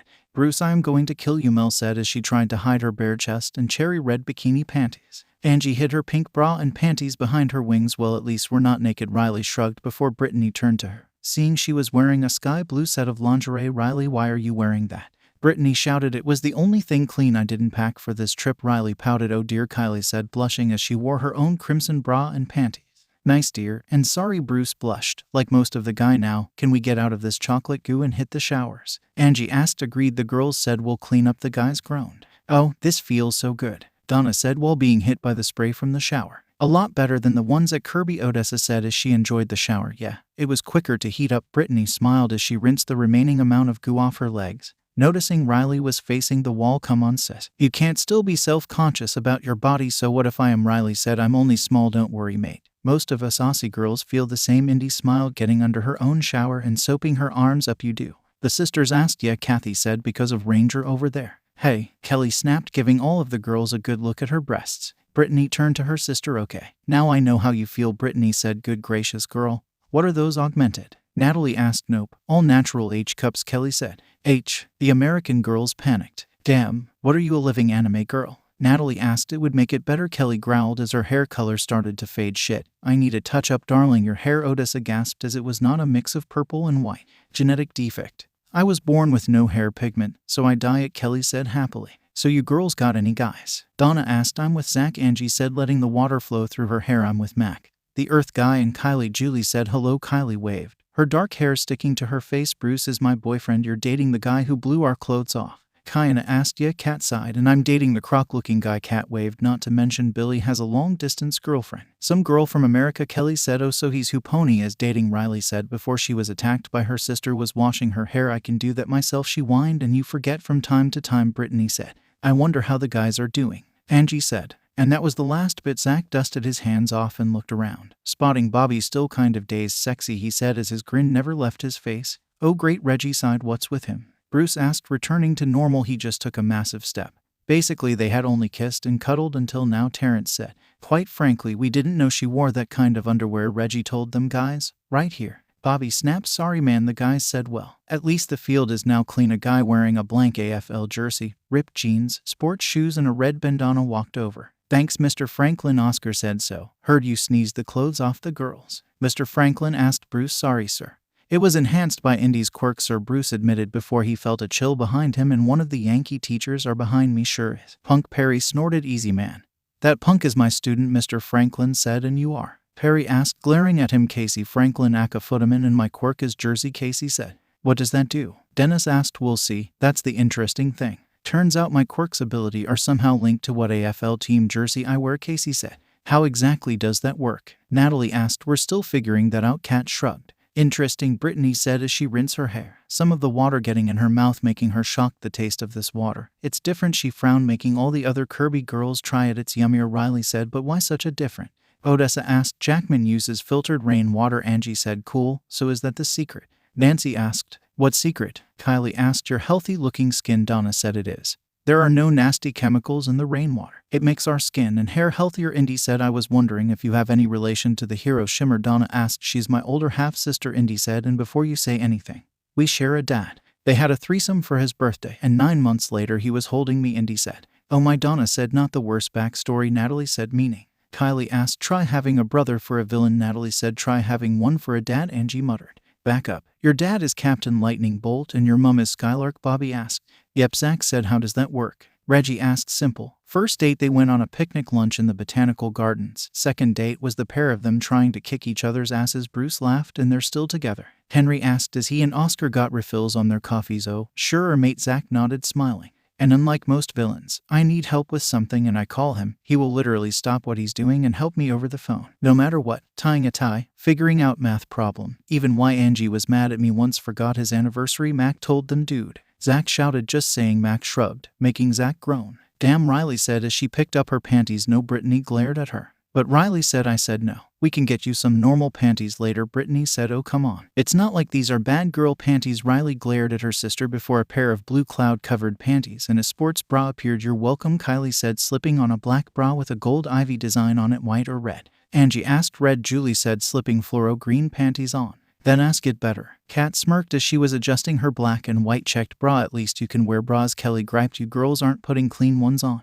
Matilda asked, showing off her green and gold underwear. No, they all said. Most of us only bought the one set of clothes. The others are packed in our luggage and our hero costumes are shredded, Odessa said. Again, sorry, Kat said. Oh, don't worry about the costumes. I'm sure they would love to get their hands on them, Angie said, giving Kat a head pat. Who? The girls asked. 2 of our best support students, Angie said. Nice car, Reggie said as he walked into the school's mechanical bay where Wyatt was on a pre-Quirk era car. Thanks. It was Dad's, Wyatt said. I'm just finishing it for him. What happened? Reggie asked, noticing a tone in his voice. He was an EMT, first and last out. Wyatt smiled fondly, but then he was called to a crisis-level event. One of the disaster quartet, in 𝗏𝗏. He walked into this small country town in Queensland and decided to unleash a firestorm. Anyway, my dad was one of the ones sent in with the fire brigade. He didn't wait a single second. He ran in and started to help people as the paint on the buildings started to people. The road was melting, embers were filling the air. But he didn't care, Wyatt said, grabbing a wrench. None of them did. Until 𝗏𝗏 walked into the middle of town and unleashed a massive flame, Wyatt continued. There was nothing no one could do. The entire population and those who went in to stop him were reduced to ash. There was nothing to bury in the car. Reggie asked. It was a pet project of my dad's, so I'm going to finish it for him, Wyatt said. I'm sorry to hear that, Reggie said. Yeah, Wyatt smiled before closing the hood on his car. Your dad had great tastes, Reggie nodded. He loved all that pre-Quirk era stuff, Wyatt smiled. Angie stretched her wings out before flapping them a bit. There, she said. Problem? Nancy asked. Just a bit of water left on them, Angie said. That is one of her pet peeves. Wet wings, Julie said. She can't fly if they're wet, Matilda said, so I had to just douse her wings and she would have been taken down. Odessa asked. Pretty much, Angie shrugged before she saw Eri wandering the hallways. Hey, little one. ERI. The Kirby girls said, shocked before they grouped around asking her questions and making sure she was all right since she went missing while they were there. Heck, the group nearly didn't come here since they had no clue about Eri's location. She was here. Riley asked. Yeah. Zach found her down at Port Adelaide. No idea who or what brought her there. Julie said, which is a good thing he was, since she was nearly attacked, Matilda told them, making their more protective maternal instincts take over. Well, at least she's safe, Nancy said, making Riley nod and look ready to kill whoever it was that brought her there. I'm guessing it was 𝗵𝘃𝗄, Angie said. 𝗵𝘃𝗄. Brittany asked, a guy who can make portals near water. Julie said, asshole's crew has been working with member of the 𝐒𝐵𝐵𝐴. You guys know about the 𝐒𝐵𝐵𝐴? Riley asked, the 14 worst villains in the world forming one group under Colonel Cash and All for One. Of course we would have knowledge of them, Perry. Holly said, we have been dealing with the Guild and the Meta Liberation Army. Perry said, that group made by that 𝗧𝗵𝗶𝗿𝗺. Holly asked, yeah, but we believe that the League of Villains and the Guild may be involved with them. Perry frowned. That's all we need. Holly grunted, how are the Japanese handling it? I have no idea. Perry frowned. Of course no one knows what they are doing. Holly sighed, we should be lucky. Perry said that they aren't going after the Disaster Quartet. Yeah, we don't need those guys to work with the 𝐒𝐵𝐵𝐴. Holly sneered. Indeed, it's bad enough one of your students was a victim of the charred summer. Perry sighed, remembering that event, holding his newly adopted girls as he watched on news reports of the event, as over half of the eastern states of Australia was on fire, making it one of the worst bushfires of Quirk era Australia. That was a shit show. Holly sighed while looking out the window. The guys were walking back into the dorm when they saw a big white box was sitting on the coffee table. Okay, so who was expecting an order today? Zach asked. Not me, man, Jack said as he sat on the couch and looked at it. It's just addressed to our dorm, he said, tapping the label. So if it's just addressed to the dorm, why not open it? Bobby asked. It could be one of the girls, Bruce said. I wouldn't mess with it then, Crash said. Come on, it can't be that bad. Reggie said. You would think so, Paul said as he frowned before the sound of something hovering was heard. G'day mates and Yanks, a voice said as a guy with windswept brown hair was sitting in a hover chair which switched to a wheelchair said as he rolled in. Hey Archie, Zach said, fist bumping him. So what's up? I was hoping I could get the measurements for the girls so we can finish their costumes, Archie said, making the Kirby guys look at them. What do you mean? Bobby asked, getting a hint of protectiveness over Riley and Natalie. Oh, Mr. Jackman asked our support department to look at the costume for your girls. And that is when we realized that while we make replacements for them, why not make upgrades to them all, Archie said. Oh, before I forget, I'm Archie Townsville, Archie said, shaking their hands. Now you need something to open that box with, he asked. I'm sure, Zach said before Archie's wheelchair gave him a box cutter. Cheers, mate, he said before cutting the tape. Before opening the box and removing the top layer of paper to reveal a pinup of a hero with long curled dirty blonde hair wearing a green and white bunny girl outfit with black stocking, a shin-length green skirt with red ruffles along the hem of the skirt which was opened at the front. Dude, that's Casino,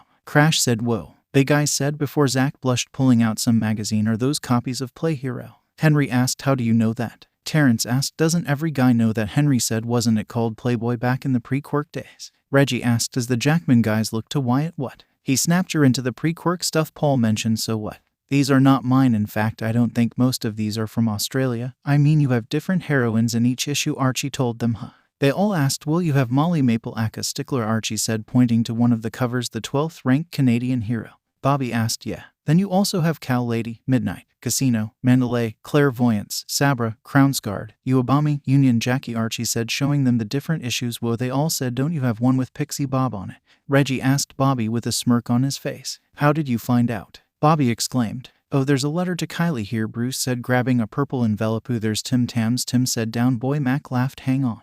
Your hero name is that of a chocolate biscuit? Terrence asked. Yeah, what of it? Tim asked. Hey guys, Riley said, making them all freeze. Hey guys, Riley said before seeing the guys freeze around the coffee table. How what bundle of sunshine and adorableness we found, she said. Hello, Eri smiled. ERI. The guys shouted, rushing over to her. Bobby getting over to them first and hugging her. Me and Deku were so worried. I'm sorry. I was out walk with Miss Achako when I stopped to look at the pool when I was pulled into a portal. We think it's a guy named 𝗵𝘃𝗄. Angie said. Guys, what are you doing?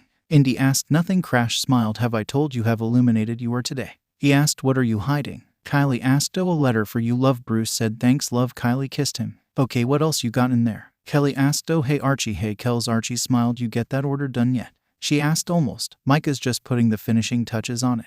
Archie smiled. Cool, Kelly said. Wow. Matilda said, seeing what was in the box. Okay, who sent the Play Hero issues? What? The girls asked as the room turned colder. Well, we're boned, Zach said. Oh crap. Kylie shouted. What is it? Bruce asked. Casino is coming here, Kylie said. Oh. The group asked. Is that a problem? Yeah, Kylie said, sitting on the couch. She's my stepmother. What? The group shouted. You're the stepdaughter to Casino, and that's weird. Why? My father was Maestro, a famous magician who spent more time on tour using his quirk of magic to entertain the crowds. How could he use his quirk? Isabella asked. In Australia you have two types of quirk usage license, commercial and heroic. Kylie said. Anyway, my mum just left one day while he took me out to the fair. For 3 months Dad was kind of lost and had to raise me while not getting any income. Enter 𝗧𝗵𝗲, a friend of his from his younger days. She said she had a new part-time job and that if he needed help that she could gladly do it. So Dad went back to performing and Hannah looked after me. Slowly the two got closer and closer until they were finally wed. Kylie said of course I didn't like it. I refused to see her as my new mom and put her through the ringer when I was a kid until an event happened. So what happened? Riley asked. I was a primary school, which would be your elementary school when it happened. A villain dubbed the 𝗲𝗓 attacked my school and she kidnapped me, hoping to draw out this hero casino. I didn't know who that was, but I was scared beyond belief. I kept crying out for Dad, Mom, even Hannah. Well, my screams worked before as soon as I said Hannah's name, the wall behind 𝗲𝗓 blow up and in walked Casino, Kylie said, pointing to the poster. And I still remember the first words I ever heard her say. Get the heck away from my daughter, you bitch, she smiled. So what happened? Natalie asked. She kicked her ass, blow up her goons and gadget. After that she walked over, broke the chains holding me, gently picked me up and rubbed my back. In that moment when she was holding me, I felt safer than I ever had before, even with my birth mother. It was only after that me and Dad found out that Hannah was Casino, and I accepted her as my stepmother. Kylie recounted. Oh wow, Riley said, that's like us. We were caught up in a disaster caused by the tornado tyrant cousins. Our parents died and we were buried under rubble. Well, more like I was shielding Riley from it. That day was a good day for my quirk to activate, as I was holding the rubble back, but I could feel it start to get heavier and heavier, almost like it was crushing me. Next thing we knew, the rubble was gone and there was Dad looking shocked and relieved, Brittany said as Riley sniffed, trying to hold back tears. After that day he adopted us, a pair of orphans he had no right to since we had no family left. She added, so he did end up adopting you too, a motherly voice said as a woman with a motherly side plait over her left shoulder. Mum, Kylie laughed, hugging the woman who showed up. Hello, my dear. You look well, Hannah said happily. So do you, Kylie said. So did you send the box? What box? Hannah asked. The one of the table. It contained the note telling me you were coming today, Kylie said. No, I didn't, Hannah said, confused, making the group stand back before Zach noticed something. Inside the box was another items hiding before an issue of Play Hero, namely a soft toy kangaroo.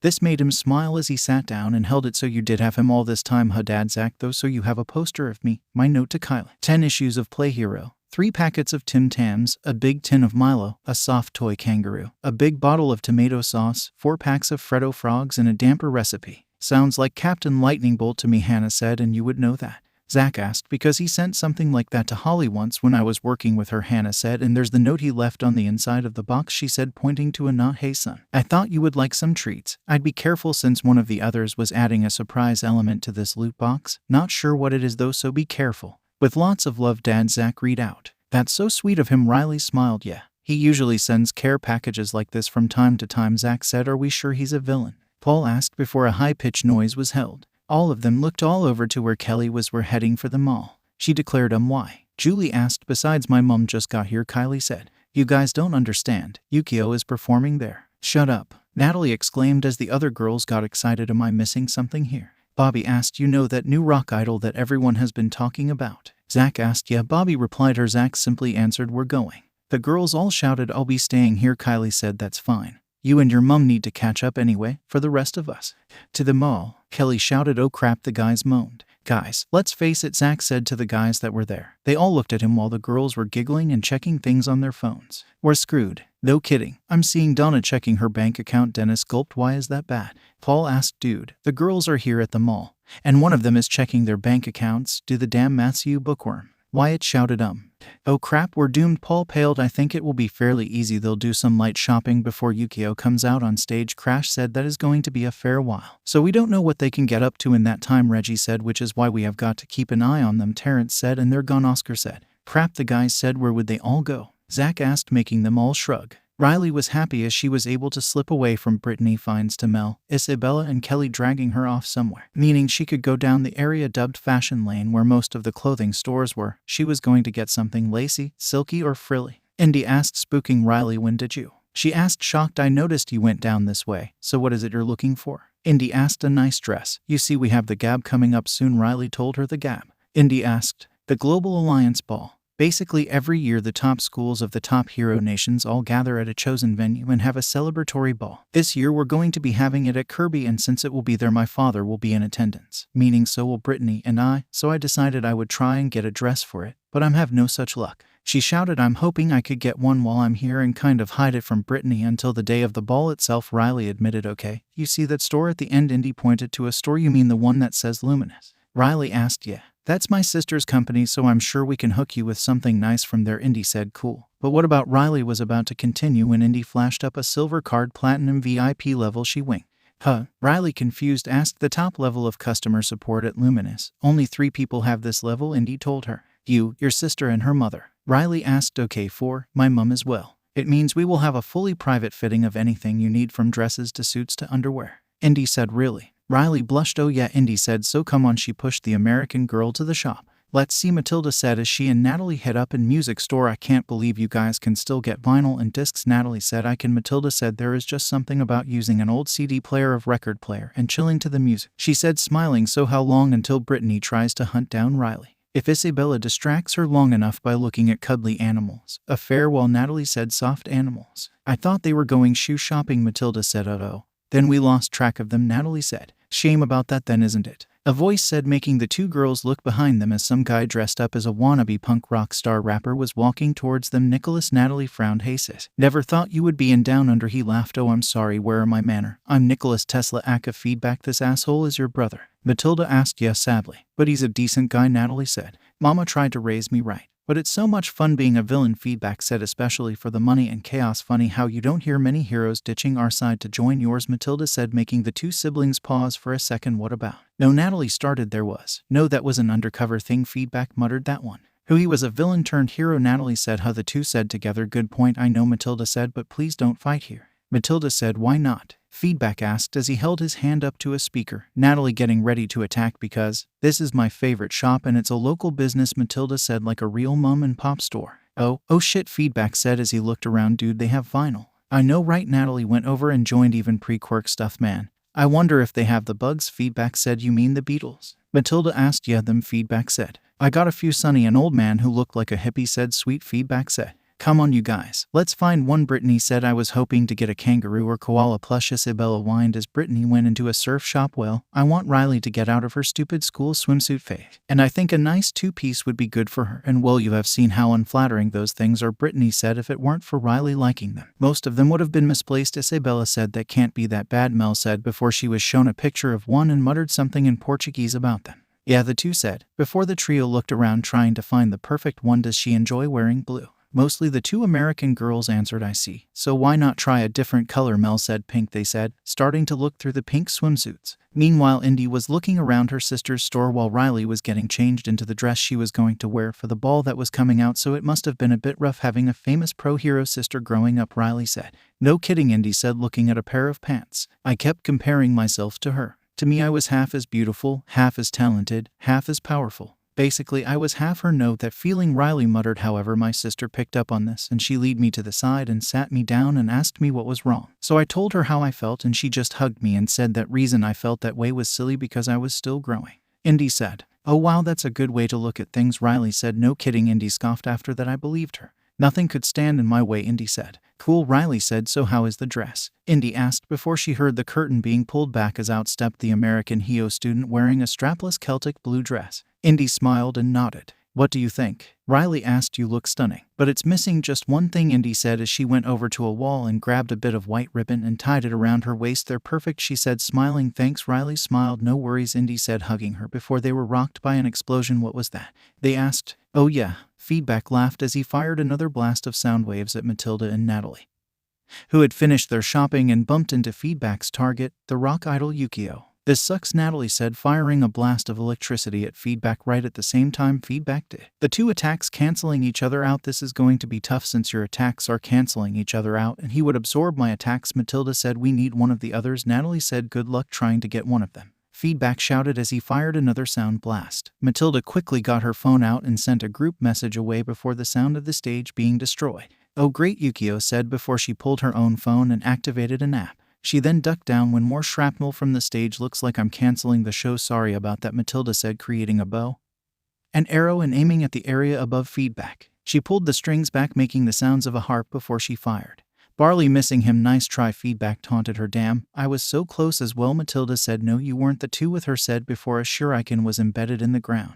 Oh good, he's here, Yu-Gi-Oh! Said. Who? The students asked. 𝗧𝗵𝗵 stood there glaring at the man who dared attack them all. He glared at him under his visor. Who are you supposed to be? Feedback asked. I'm the 2nd highest ranked hero in Australia. Who the heck are you? he asked, glaring at the villain. Just a humble villain for the US of a feedback bow, judging by the fact you use sound. I'm guessing your feedback, 𝗧𝗵𝗃 said. That I am. Nice to meet you, Aussie hero, feedback said, blasting at 𝗧𝗵𝗃, who nimbly dodged out of the way. Quick bastard, aren't you? He asked, looking around before a foot was shoved into the back of his knee, making him go down. OOF, yes I am, but not as quick as your stupidity thinking that you can get the drop on me, 𝗧𝗵𝗃 said. Oh, we'll just see what kind of drop I'm get on you, you son of a 𝗵𝗃𝗊, feedback said before the hilt of 𝗧𝗵𝗃's sword was buried into his gut, making the rock star wannabe cough up bile and spit from his cheap shot. No, that was a targeted strike on a pressure point, making you lose what air was in your lung. A quite handy little technique I picked up, he said, putting feedback in a headlock, and flipped him over his shoulder. Those gathered, wincing as they felt the air leave feedback's lungs. You bastard, feedback said. I'm not the one who targeted a young girl, 𝗧𝗵𝗃 said. What better way to break someone's spirit than seeing someone who can bring the masses together?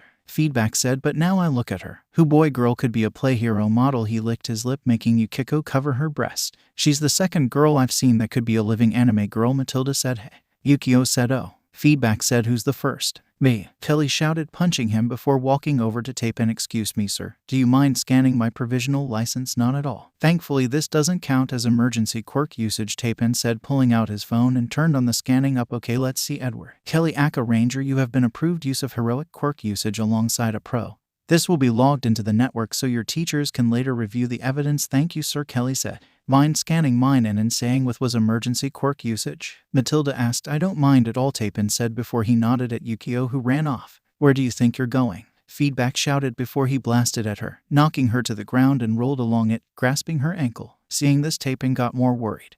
You and you, he said, pointing to Natalie and Matilda. Get her to safety. Me and Miss Edwards can finish this off. Are you sure? Matilda asked. I am. Not go, 𝗧𝗵𝗃 said. I wonder what's going on outside, Zach asked as he and the guys were walking around and heard some of the commotion outside. Well, let's find out, Bobby said as they all rushed out to see 𝗧𝗵𝗃. Ranger in feedback fighting. What is he doing here? Reggie asked. I have no clue, Bobby said. Villain or yours, I take it. Paul asked. Yeah, he is. Bobby nodded. We've beaten him more times. The Bobbies defeated Terrence during the Tournament of Titans, Henry said. Hey. Terrence snapped. Who cares? Let's do this, Max said as he levitated several bits of stone, throwing them at the villain, only for them to get blasted apart. Great sound blasts, Bruce said as he shifted to Tazzy Devil form and charged at the villain. Whoa, what is that thing? Feedback snapped. The name is Taz, Bruce said. Cool, Feedback said. What are you doing here, Feedback? Bobby asked as he got his baseball bat out. Shopping, chilling, surprising my baby sister, and kidnapping Yukio for a plan. The Aussie villains are working on what plan? 𝗧𝗵𝗃 asked, doing a jump attack at him.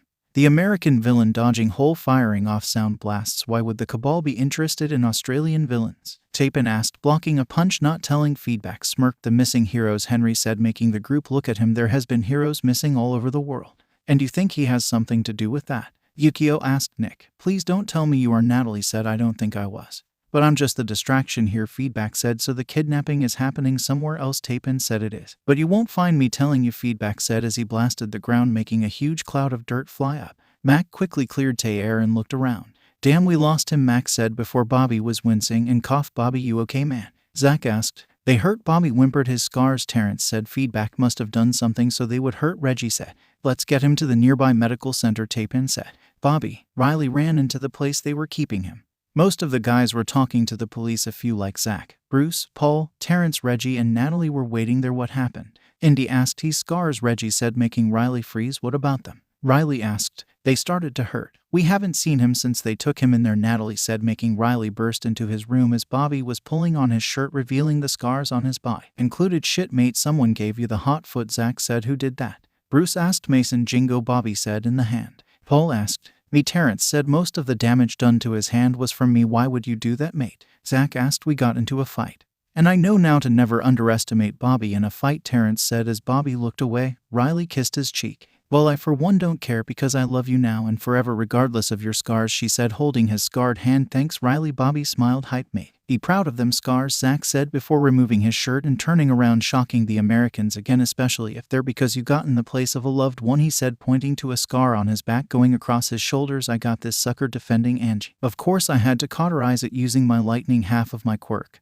That hurt a lot, but I'd do it again and again to make sure my family, mates, Sheila are safe. Something I know you would do the same for. I would, Riley said. I would too. And I know 𝗧𝗑 would, Bobby said. 𝗧𝗑? Indy asked. A friend of mine back in Japan. We were pen pals for years, Bobby said. Yes, I'm 𝗧𝗑. I'm fine. Yes, Dad showed up. No, I didn't get to do the show. Yes, I'll be fine. And of course I'll come and perform at UA. Yukio said, okay, I'll talk to you later, she said, hanging up, before looking at herself in the mirror, sighing as she ran a hand through her hair. Her bright green eyes a little duller in sadness as she removed her outfit and looked at the bath. You okay? A voice asked through the door. One she knew as both her father and the pro hero who saved her. I'm fine, Dad. I hope I didn't cut into the time you used to patrol as tape, and Yukio said, sinking into the water. It didn't, because it allowed me to get to you, he said, smiling. Oh, Daddy, Yukio smiled. Ever since she was little she wanted to be a rock star hero, using whatever quirk she got to help people before entertaining. But when she was 4 she was told she didn't have a quirk like her father. Then at 6 her mother died due to a disease. Her father never remarried, just being a single father while being a pro hero. No matter what was said about him, she was proud of him. She decided if she couldn't be a rock star hero, then she would settle for being a rock star. And right now all she wanted to do was lean back and enjoy her hot bath. It was late afternoon when all the TVs in Australia switched over to a live stream. And on screen was a man that appeared to be surrounded by a suit of water, making all but his glowing green eyes. Good afternoon, everyone.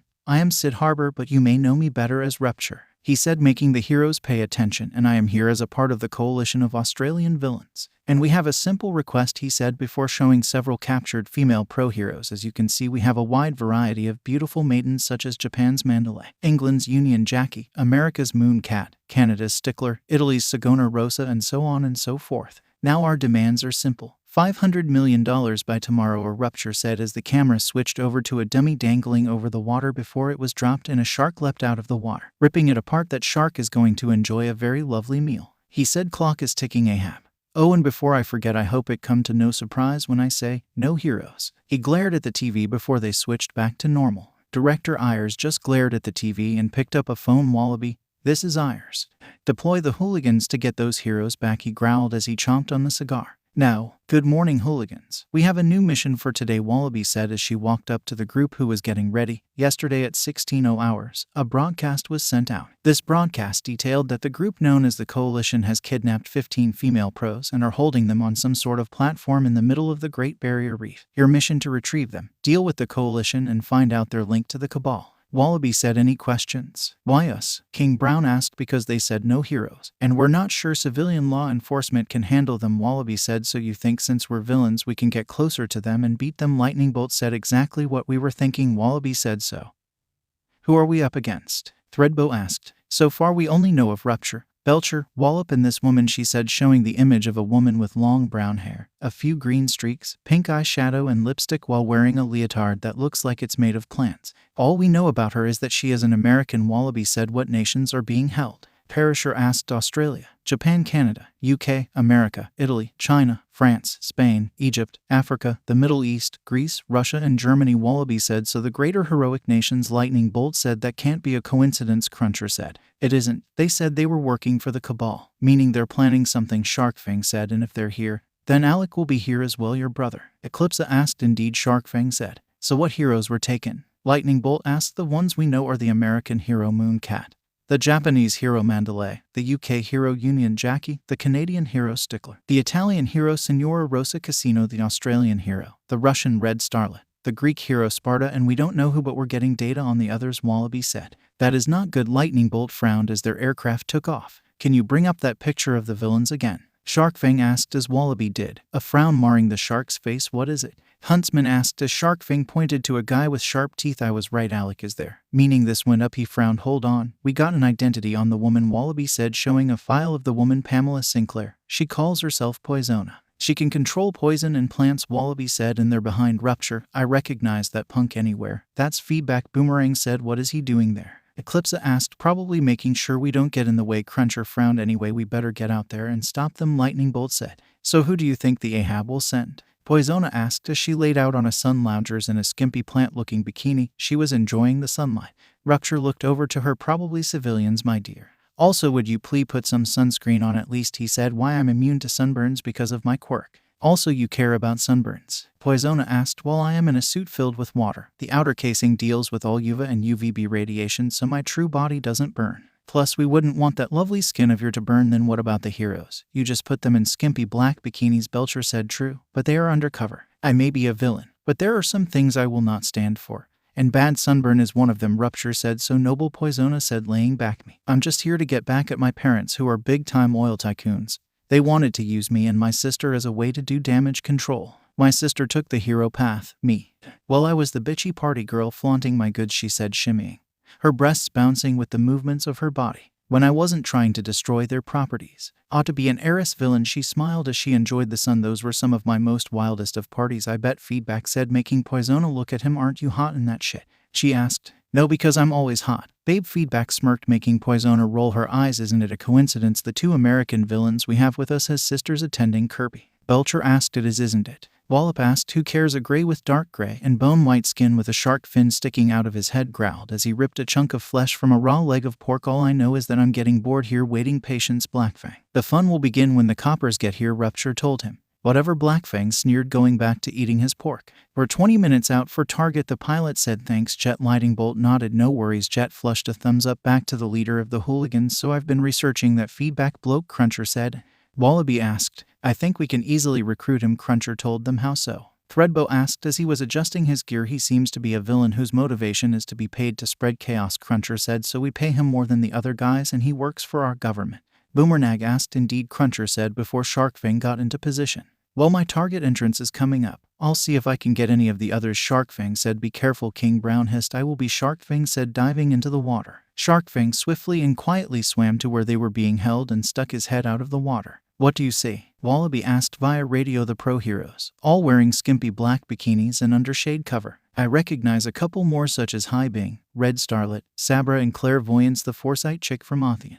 Lightning Bolt asked. Yeah, they must have gotten her sometime recently, Sharkfang said. And the villains? Wallaby asked. They're just acting casual. Sharkfang frowned before he dove back under and swam below the clear platform. He looked at it and saw that there were a series of trapdoors, one under each hero, which mean if they saw a hero it would be a quick drop for the pro above it. He swam around some more before he checked everything out and swam off, only to be blocked by a couple of great whites. Great. Alec knows I'm him, he those surfacing and crawling onto the platform. Mick. Blackfang asked. Hey bro, Sharkfang said. You know this guppy? 𝗧𝗏𝗄 asked. Yeah, he's my little brother, Blackfang said. So these are some fair dinkum hot Sheilas you got him, mate, Sharkfang said. Though some of them. Wait, you got Gatto? Sure did, bro, Blackfang said. All thanks to the Cabal suite, Sharkfang said. You, Casino sneered. Hey lucky, Sharkfang smirked. What do you want? Casino sneered. Just making sure you're being a good girl. Oh shit, Musketeer, you must have had a hard time with her, Sharkfang laughed. Not really. Quite easy to catch them when they're in a bubble bath, 𝗧𝗏𝗄 said. So who are these three? Scarfang asked. Heroes from Spain, Egypt, and Africa, Blackfang said. We'll get you for this, the African hero snarled, her voice revealing a thick South African accent. How are you preventing them from using their quirks? Sharkfang asked. Their cuffs, bro, feedback said, pointing to the handcuffs. They contain quirk cancellers. Interesting, Sharkfang said.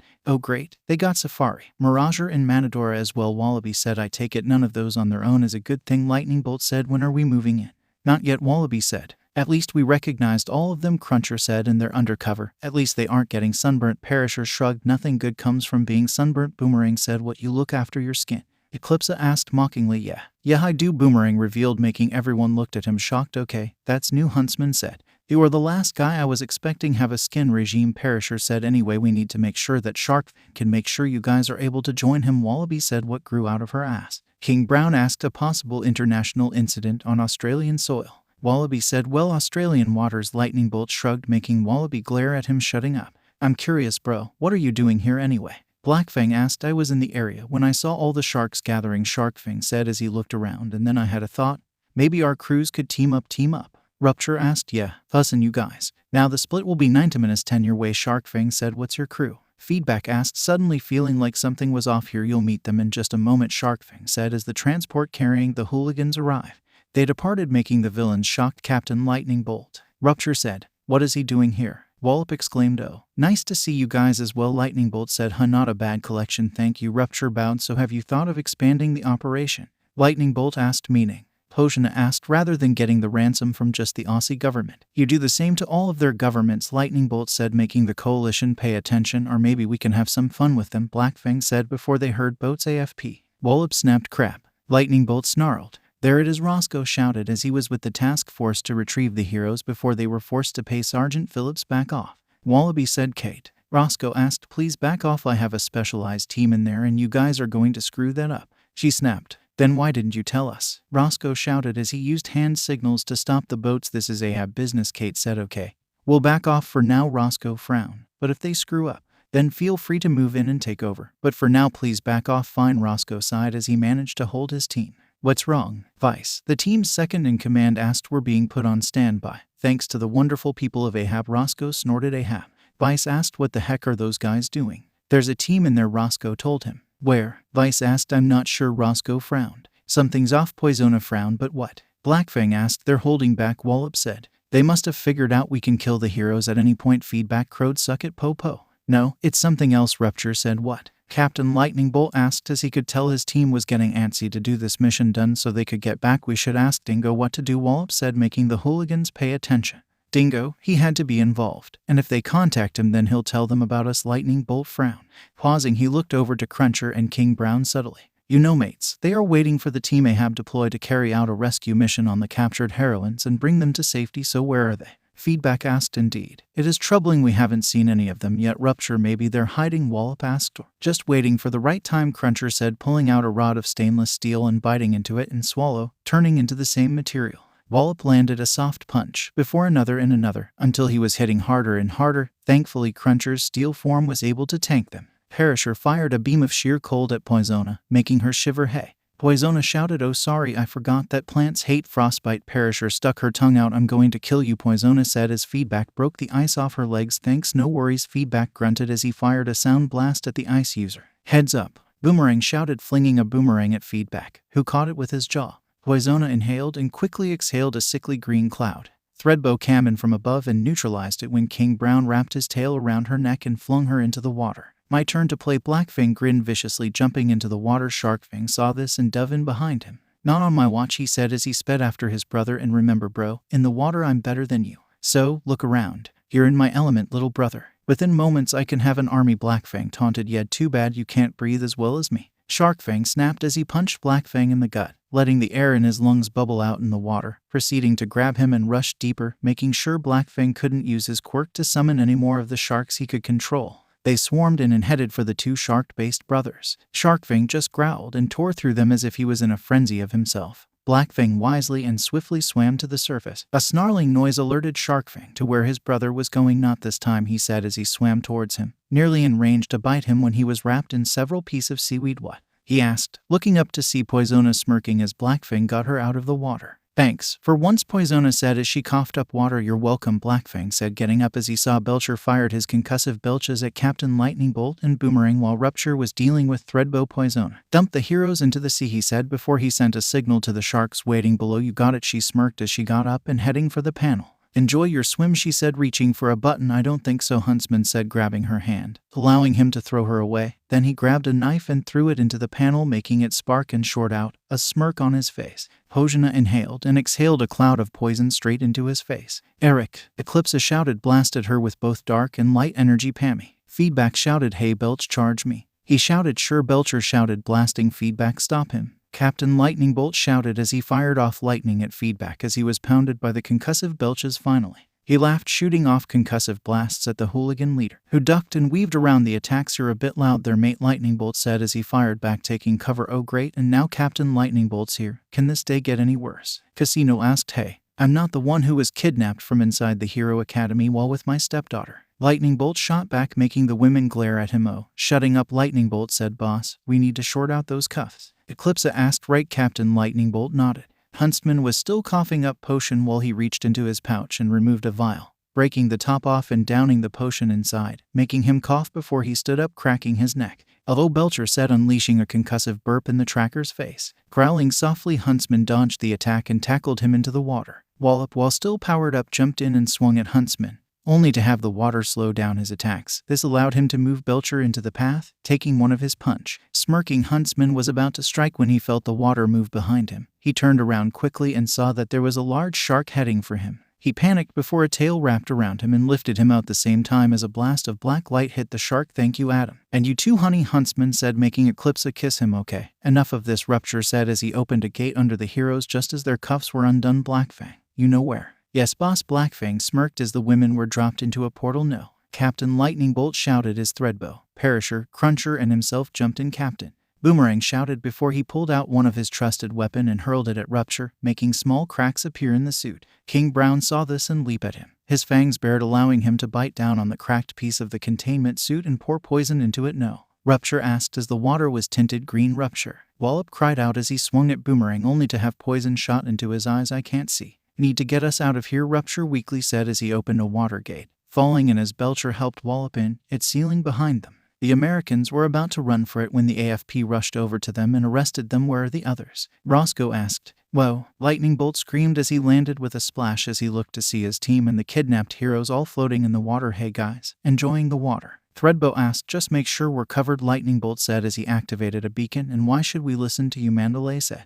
Look, love, I can't speak Japanese and that dive through the puddle shorted my translator out. Lightning Bolt frowned. She said, why should we listen to you? Red Starlet asked. I wasn't talking to you. Threadbow, you and Perisher make a bowl to keep the sharks out, he ordered. Sharks? What bloody sharks? Matadora said. Are the ones coming at us? Cruncher said. How long until pickup? He asked while the twins made a bowl of thick ice to make sure they were safe, albeit at a bit cold. I'm not sure, Lightning Bolt said. So how you Shellia's doing? Cram it, Lightning Bolt. Casino snapped. Okay, I will. Don't bite my head off just because you're cold, he said before the ice bowl was rocked. What was that? Sabra asked as the girls huddled together. Then the bowl slowly moved. We're going to be killed, Union, Jackie said. G-Day Lady Sharkfang said as he popped his head out of the water. What happened with Blackfang?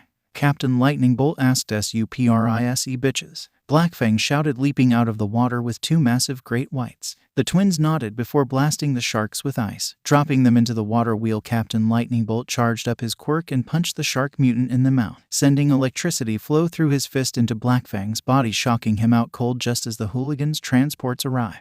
Another successful mission, Ayers said as he lit a cigar and took a drag of it while watching the aftermath. But the villains are organizing under the banner of the Cabal, Wallaby said. I know, which is why I want to expand the Hooligans, Ayers said, dropping ash into an ashtray. Sir? Wallaby asked as she saw Feedback's interrogation. Starting with him, he's in it for money and chaos. Then provide him with money and chaos. Only for us, Ayers said. Yes, sir, Wallaby said, walking off. Ayers exhaled. Now, Colonel Cash, let's see how you handle what happens when I send my forces to play, he said as he brought up a holographic chessboard, using a white rook to clear a red pawn against yours, including that sweet twisted granddaughter of yours, he sneered.